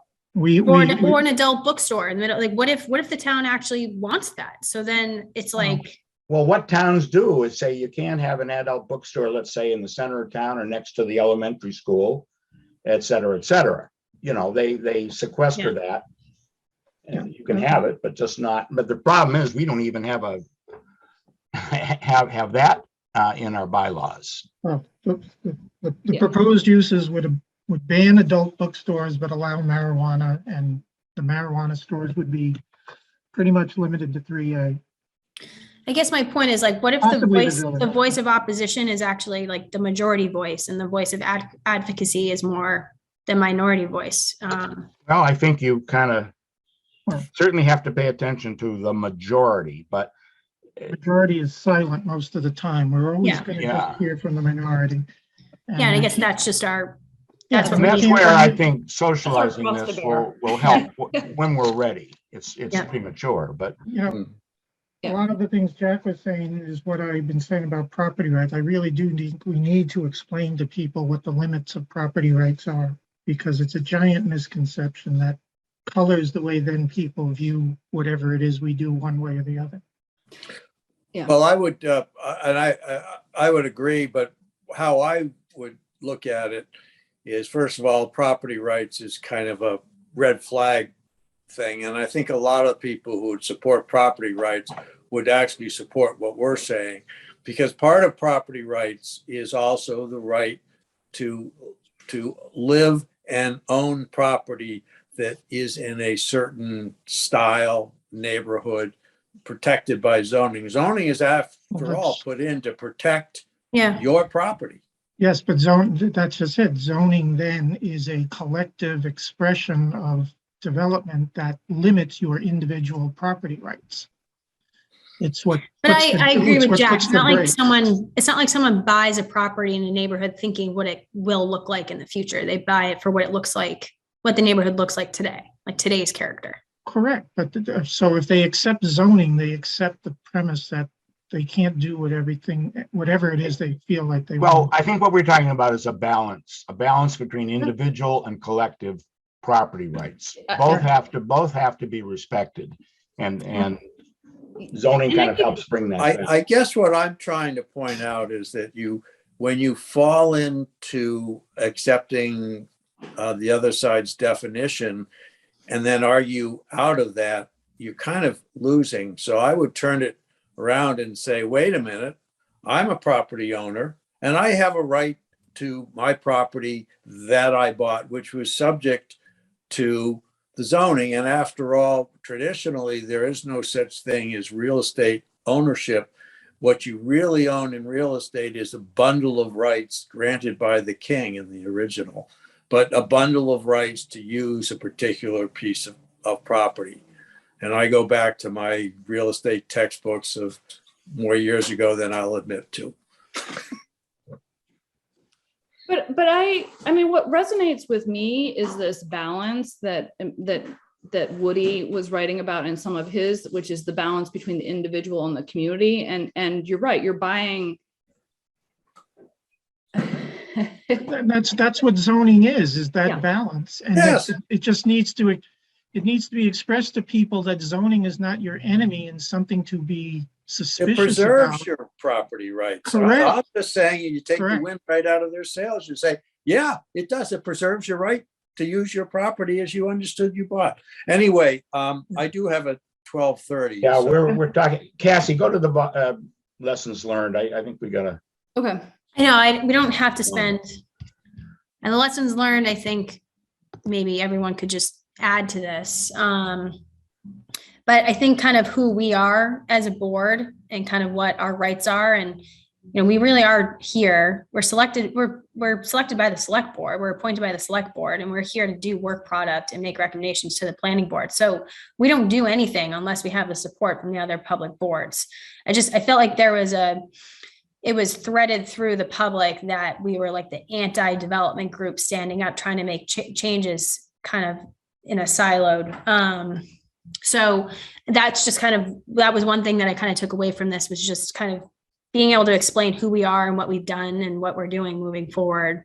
The special town meeting, I think, we heard that most people, that there wasn't a lot of attendance, and the people who did go were not necessarily there for our agenda. They were there for something else.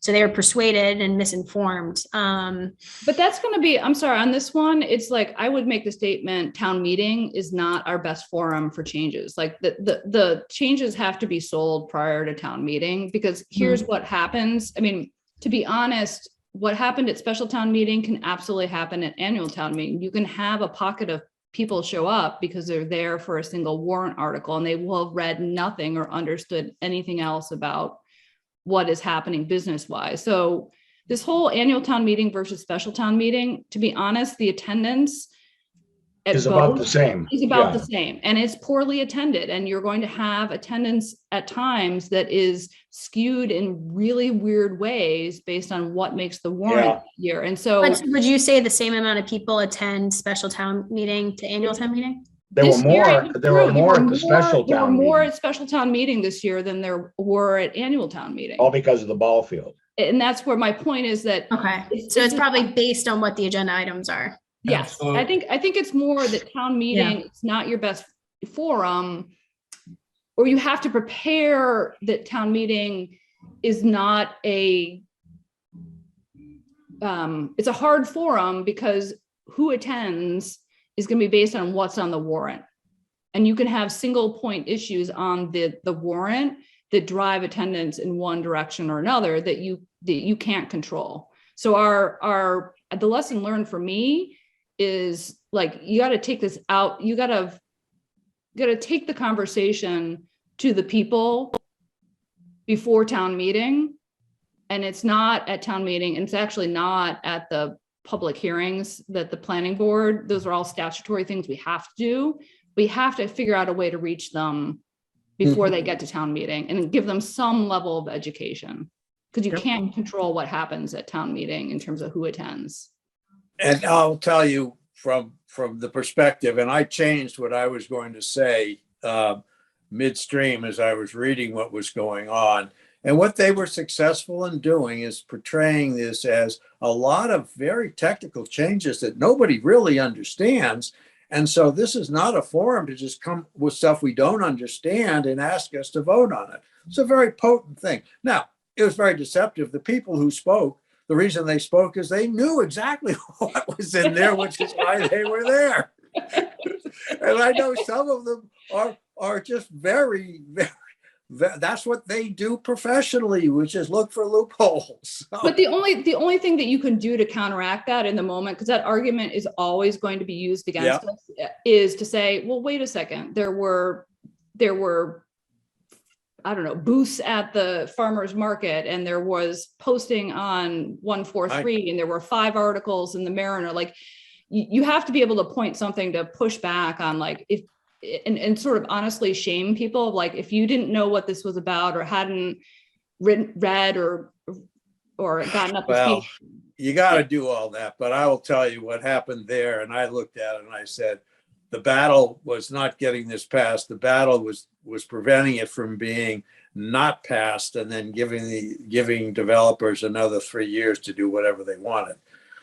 So that's what it became increasingly apparent, because, you know, when you're in the front, you look over there, you can start reading and you see, and you know who's speaking here, and you know people who are speaking who don't really know about it. But anyway, so I wouldn't think that we lost. I think the public still supports what we're doing overall pretty strongly. But I wouldn't make it, I guess my point is, I wouldn't make it about just special town meeting. It's town meeting as a format. It is what it is. I mean, it's our governance, so we just have to know it's. So I can take that out. Do you guys agree that if we had more support, I mean, Jack, I think you're one of the only few who really spoke up in support, but more members from the planning board, select board, and advisory, do you think if they spoke up, it would make a bigger splash? Yeah. We would have had to have people in the, we would have to do what they did, which is have people strategically scattered around the audience to speak. I think what we talked about last time at the January 5th meeting was we need to have a series of advocates who are educated enough that I called them influencers a little further down. Perfect. Yeah. They're further down. Okay. Look what the outreach idea opposition section. did.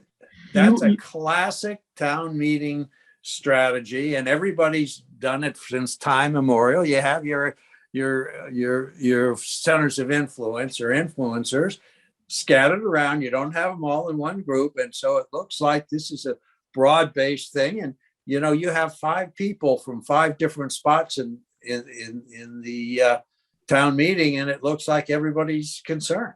And that's what they did. They did a very good job. It's not a substitute. Having people spread around the meeting is not a full substitute for people on the relevant boards, especially the select board, having the guts to stand up. Well, just so everybody knows, nobody wanted to say anything. And, you know, sometimes I don't necessarily get a lot of rah-rah support from some of my fellow select board members, but they were all in support. Let's send little Jackie up for this one. Well, thank you, Jack. All right. I mean, I really do want to just get to like the terms that'll be helpful moving forward, but I think we all know who's going to read this, but I just put in everyone from town officials and board members to developers, people that look at 143 and keep a pulse on the different publications, Woody and I had discussed our chance to kind of reevaluate who will be impacted. And that's kind of by looking again, saying how many people own more than one non-conforming lot, how many non-conforming lots are conjoining. So things like that I think it'll just be helpful, like who's going to have an eye on our marketing materials in this kind of communication outreach campaign. So that's that last list there. And if anyone wants to add anything, just let me know. So these outreach ideas, again, we need the support from different board members and town officials. So stakeholders, I thought was interesting. And this might be a part of the economic development task force, our conversation at the next MPIC, but is there anyone that's kind of a stakeholder, like a business owner, restaurant owner, downtown landlord that has a following and has clients and services from Cohasset that might be willing, they might have a voice that might be strong enough for voice of support. I also thought about groups that I knew that would be definitely a voice of advocacy, like Holly Hill Farm members and that co-op, the Historical Society, groups that I think would definitely have a voice of support. So I was just trying to outline that. And then loud voices, like I think of Robert Jeffries and people that are always on social media making comments, kind of adding them to our little army here. And then case studies I was kind of struggling with. I was trying to think of town precedents where, if there weren't zoning in place, like this is kind of along Tom's kind of effort. Like if zoning wasn't in place, like what would be the negative impact to it? So I was trying, and then I thought Woody's document obviously is very extremely helpful, how it kind of outlines the history of zoning, the pros and cons of zoning, things like that. So other town precedents, like we know that Newburyport, was it Newburyport or Marblehead that had the 10,000 square foot homes that they I think it was. Newburyport. It was Newburyport. Newburyport. Yeah. So that's a great example, right, of them coming together and changing the zoning for the better of water views and everyone being able to have a chance to see the water. All the public testimonials that we went through, I just wanted to outline that, but if there's anything else that we should add. And then the last piece of it, Katie, if you just scroll down, is just these, as I was kind of going through Woody's document, I was saying, okay, I think this is an amazing document, but if I gave this to my friend who's a nurse at MGH, is she really going to care or is she going to just get back to helping her kids and watching Netflix? Is she actually going to read a document like that? So I just thought about like, what are the big words that really will make a splash and impact on people, and how can we weave that throughout our communication campaign? So I guess accessibility is on here, Katie, but I can add safety. But if anyone else has any big words. I think View shed. Big words. View shed is something that they've used around the country, like a watershed, a view shed. If you go along by Big Sur, you can't put a house that can be seen from the highway. It's called the view shed. So if we can get that established, that encompasses, you can't put a big house up there that takes away the view. Okay. And where you can see something is called the view shed, like a watershed. Yeah.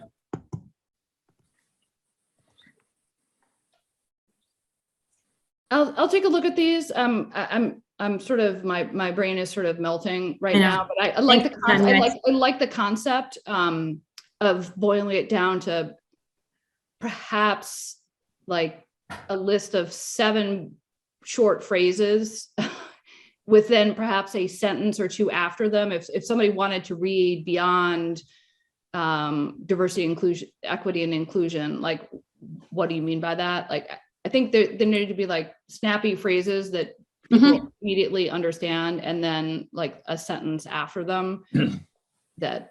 Yep. Agreed. What we stand for. No, Cassie, this is great, because I do think it kind of recaps in a lot of ways the lessons that we've learned after working together and going through town meetings twice now, and just listening to the community, but also listening to some of the boards that we're working with. And I do think that my biggest takeaway is like, we need to fight the negative with a positive. Yep. A positive messaging around what we're trying to do. And it's rebutting, negative point by negative point gets us nowhere, but flipping the dialogue to here's why we're doing this, in terms of like, here's what we stand for. And that's what what really resonated with me on this document was right here. Because I think you could almost flip this a little bit, take some of this and make those statements around what are we standing for? Well, yeah. No, and I think what our group stands for is important, but like, what's the outcome for the town? And I think those are the words. Okay. All right. That's the output, right? This is what we're trying to do. Okay. Right. Okay. Well, let me, I need to, Yeah. but I understand where you're going with this, and I'll send you some feedback on this. I think it's a terrific job. Okay. Thanks, Woody. Well done. I think the only thing I would add, you've got a lot of tactics about outreach and marketing, but I think we also have to realize that there's just, we can have the most beautifully executed strategy, and sometimes it's going to come down to, like, has this person heard it even once? And the only way to ensure that people have heard something once, you have to say it 7 times. So the rule of 7, in terms of, like, it's not always having the most perfect communication, but like repeating it, saying it again, and again, will ensure that the average bear has maybe come across it. Mhm. If it travels in social media, so I think some of it is not necessarily perfecting the message all the time. It's about the volume of Yeah. the number of times it's out there. And awareness, yeah. It's just broad awareness, and broad awareness requires, at least according to the marketing gurus, 7 impressions on the same topic in order to. So what happens if you have 30 or 40 impressions, such as the 2020 election was stolen? I mean, is there an overkill? Same. Well, then it We're just, becomes- yeah, then where it just becomes starts, true. it's just silly. It's discredited and it's silly. Yeah, you Uh-oh. lose Yeah. what happens is you lose your credibility. I've been an attendee for town meetings for probably 20 years. And there are 2 people who always change the direction of a vote. And that's Wayne and Glenn. And, they're, great citizens, but they are the backbone of the, towny kind of mentality. And they sway the vote. So one of the things that has to happen is to try and get them over to at least a neutral position rather than a negative position. And because I think Wayne. they are very strong influences, both of them. Mhm. Well, I've I've reached got out no to- juice with Which is Wayne. shocking. But they are, I've watched them change the, make, create a vote that was going in a different direction, to stop it. Many times. I know. They have tremendous influence on the vote. And again, but the only thing I would say is that, I'm Depending sorry, on- but I really am Okay, running you go- late you for. go, Thanks, Jack. Jack. Well, We'll thank see. you all. You've all done very well. thanks, Jack. We'll see you Thank on the 3rd, okay? And I'll send Okay. out a reminder of what everybody's homework is for that meeting. Oh no. See ya. The only thing I would say is, like, I completely agree with you, Peter, but to be honest, the composition of special town meeting, again, this just sort of comes down to the randomness. Nobody knew, like, all of the baseball lights people had no idea who Wayne Sawchuck and Glenn Pratt were, and they didn't care. It just sort of came down to the most rational arguments that were, or it came down to, On that issue, I would agree with you. yeah. But on bylaw issues, I think they have a lot of sway. Yeah, I mean, I guess my only point is that sometimes people don't even know. I mean, for people who know who they are, they have a lot of sway. For the average person who just moved to town in the last decade, Yeah, right. and I think and again, I am not disagreeing with you in the least. It's just we also have now, I think it's 40% of the town has moved to town since 2010. So you got to understand that's a huge swing in terms of, like, our But do they go to town meeting? well, they did. That is the answer. Well, they did for their issue. They did for their issue, and that's where town meeting becomes kind of a crapshoot, because you don't know if their issue is going to be up or not. And when it is, you have to, anyway. So I think, but this sort of goes back to having influencers or advocates that will speak on behalf of zoning related articles is going to be key. I also think that you're right, that bringing some of them on side, or at least a neutral, is going to help. Yeah, I mean, if there's a particular, bylaw, if there's particular bylaw language that they are adamant about, but have a reasonable alternative, if we could ascertain those kinds of things, it would make the process work better. Yeah. I did just want to, I have to go at 1. Yeah, I'm getting to a have to go. myself. Yeah. So I wanted just to, so Cassie, thank you. I think I will add this to the homework assignment to have people send feedback on, what are we calling this? I just called it our internal background document on why zoning matters. Background document, okay.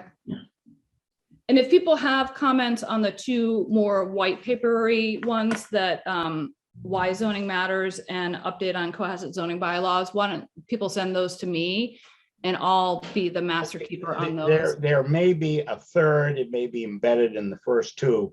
And the third one that I hear a lot of is, why now? 38 years. Why are you making changes now? What is the urgency? Blah, blah, blah. I think it isn't, we are going to have to address that. So We've got a master plan that's rational for the first time in 20 years, and Okay, it's been 38 years since the bylaws have really been reasonably reviewed. So I tried to hit on some of that, and I think I got some of that in the why update now. But again, like, if people can read this one through and the other one through that I circulated on Monday afternoon with a fresh set of eyes of like, what messages are we missing? Because I think Cassie really brought to the forefront. Oh, I'm not saying it isn't addressed. I'm saying I think it's a somewhat different issue that is addressed, and we have really a 3-legged stool. What is zoning? Why is it helpful, and why now? Right. And I think the why now is in here. Yeah. Okay. And I just wanted to acknowledge that we did send out the November 30th memo from Clark to Carolyn, and she came back with a thoughtful opinion and response. I read it again this morning, and I think it defends the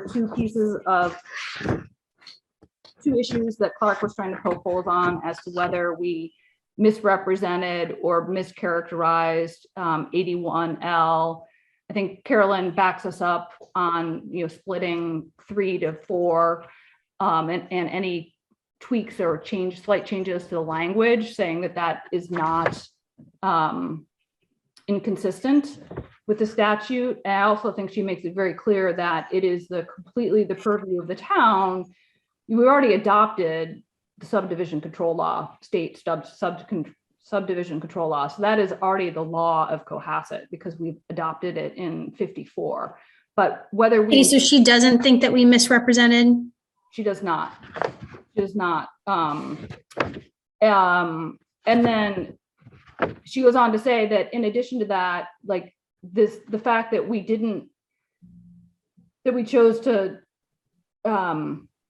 not go word for word is actually completely acceptable for towns. And there are reasons why that you do that or don't do that. But more importantly, the path that we chose in terms of the language was not inconsistent with the statute, nor... Well, let's change it around. It was consistent with, yes, as opposed to a double negative, not Yes. inconsistent. I mean, no, I mean, she basically said, endorsed everything. And of course, now she Yeah. had previously approved the language, so it isn't like, So does that get sent back to Clark? So that was gonna be my question. My gut is for us to hold it. Like, it doesn't matter. I think if we send it back, we Yeah, just create a, feel. The merry-go-round keeps going around. yep. But I Makes think sense. you know, That's good to know for our own. well, and I think part of it is like, he may, depending on, where things head, choose to say that, he may bring up as an argument, 6 months from now, well, I wrote a memo and they didn't take it seriously. And that's when you say, you know what, we did. He'll absolutely do that. And so I think, I didn't want to sit and have us reacting then. We just have it in our file, just like our background file, just like you're building on the positive. This is the background file of like, we can rebut, we did, and there are no concerns. And That should, maybe that should be in the background document, because that's, again, a voice of opposition that now has been refuted. Clark's. He needs to know he's been refuted. I think sending him an email, a letter, whatever it may be, just saying we've Maybe it doesn't need to come from us. Can it come from town planner? We reviewed it with the town attorneys, and we find there's no problem with the. could John Hallen With the presentation. or Lauren Lynn send that out? I think I would get the. I wouldn't send him the response from the lawyer. I would just Right. send him Summarize, something that says Yeah. that, we reviewed this and we don't find any inconsistency, or whatever the language needs. Yeah. Okay. Well, unless he's gonna say something like, well, of course you're gonna disagree with me. I don't know if Carolyn's position. This is why part of me says like, Well, put it in the file to say. Yeah. it's just gonna ping pong back and forth, but I would ask Carolyn what to do with it, and I'm reluctant to send it only because he or others may start asking, well, what is this committee, where do they get off getting town, having town council investigate a particular citizen in town for what he did, you have to blunt I sent them my concerns and I never heard anything. Well, That's gonna, while we can speak up, that's gonna have an impression with the town meeting. Perhaps we could paraphrase Carolyn's and it could come, and that paraphrase could come from John or Lauren. Yeah. No, I think It should come from the planning director. The planning department, right. Yeah. And I think it actually carries more weight than coming from us anyway. I think it comes from John Hallen, if anybody. John Hallen is the right person. I think Chris Senior takes it too high above. John Hallen is head of the department. He's Lauren's boss. He's on he happens to be on our working group, but what I will ask Carolyn and John is like, can we just paraphrase back the fact that the letter was reviewed by council. It has no merit. It was an issue, your concerns don't have merit, and close the file. So let me take that. That's a little harsh, but they say they find they find that it is consistent with the town's. Yeah, we can find a language. The bylaws, whatever the language is. Yeah. Okay. Be soft, I would say. So my recommendation of calling Clark's memo a piece of crap is off the table, I guess. We're not gonna go down that route. We're not doing that, Woody. Oh, okay. All right. I just wanted to be clear. It's not very diplomatic. By the way, everybody watch our meeting tomorrow night, because we got a number of interesting issues, but we also have our regulations on common driveways and private ways tomorrow night. Yeah. Oh, Yeah, the harbor climate resilience thing is on tomorrow night. tonight, isn't it? Tonight. Oh, it is tonight. I'm sorry. Yeah, tonight. Okay. Your schedule is clear to watch planning board should you choose tomorrow. Yeah, no. Well, I've got the field study for. Oh, okay. All right. Well, I'm going to be there. That I have to be on. So. Yeah. Okay. All I right. mean, it is very telling that, we've had that the planning board had 2 subdivision conversations last meeting and 1 subdivision conversation this meeting, like, and it's all for undeveloped land, like What's coming up tomorrow night? it's Jerusalem Estates coming back again. Okay, all right. Or the public, there was a public hearing scheduled under 81W to rescind the previously approved subdivision plan from 98. Because it was never filed, yeah. Because it was never filed. This is not privileged, but Jerusalem Road LP has sued the town under 81X, saying that we are compelled to sign the certificate that they asked the planning board, that the planning board denied last meeting. So it's entered active discussions. Yeah, well, that's zoning. That's what zoning's all about. Yeah. How old is it, Katie? How old is that original? 98, 24 years. 24 years. That's nuts. Isn't that nuts? And they actually, they tried to develop it all the way through 2000, let's call it 2007, because in 2007, they basically dropped the 98 as undevelopable because of sewer and COMCOM issues. They Yeah. then came back with a revised plan from 23 homes down to 8 in 2008. That second definitive subdivision plan in 2008 was denied by the planning board. And then they sat silent from 2008 until 2018, where they began to then go back to the original 98 one, which had the approval, but not the certification or filing with the registry of deeds. So it's Very creative. very creative. Exactly. Okay, I do have Thanks, a guys. hard stop at 1. Sorry I was late. Yep, no worries. Thank you, Cassie. I'll circle back with you. Okay. Okay, Thanks, guys. Hey, thank you, everybody. We good? We good? All right, we will. All right. All right, All right. bye.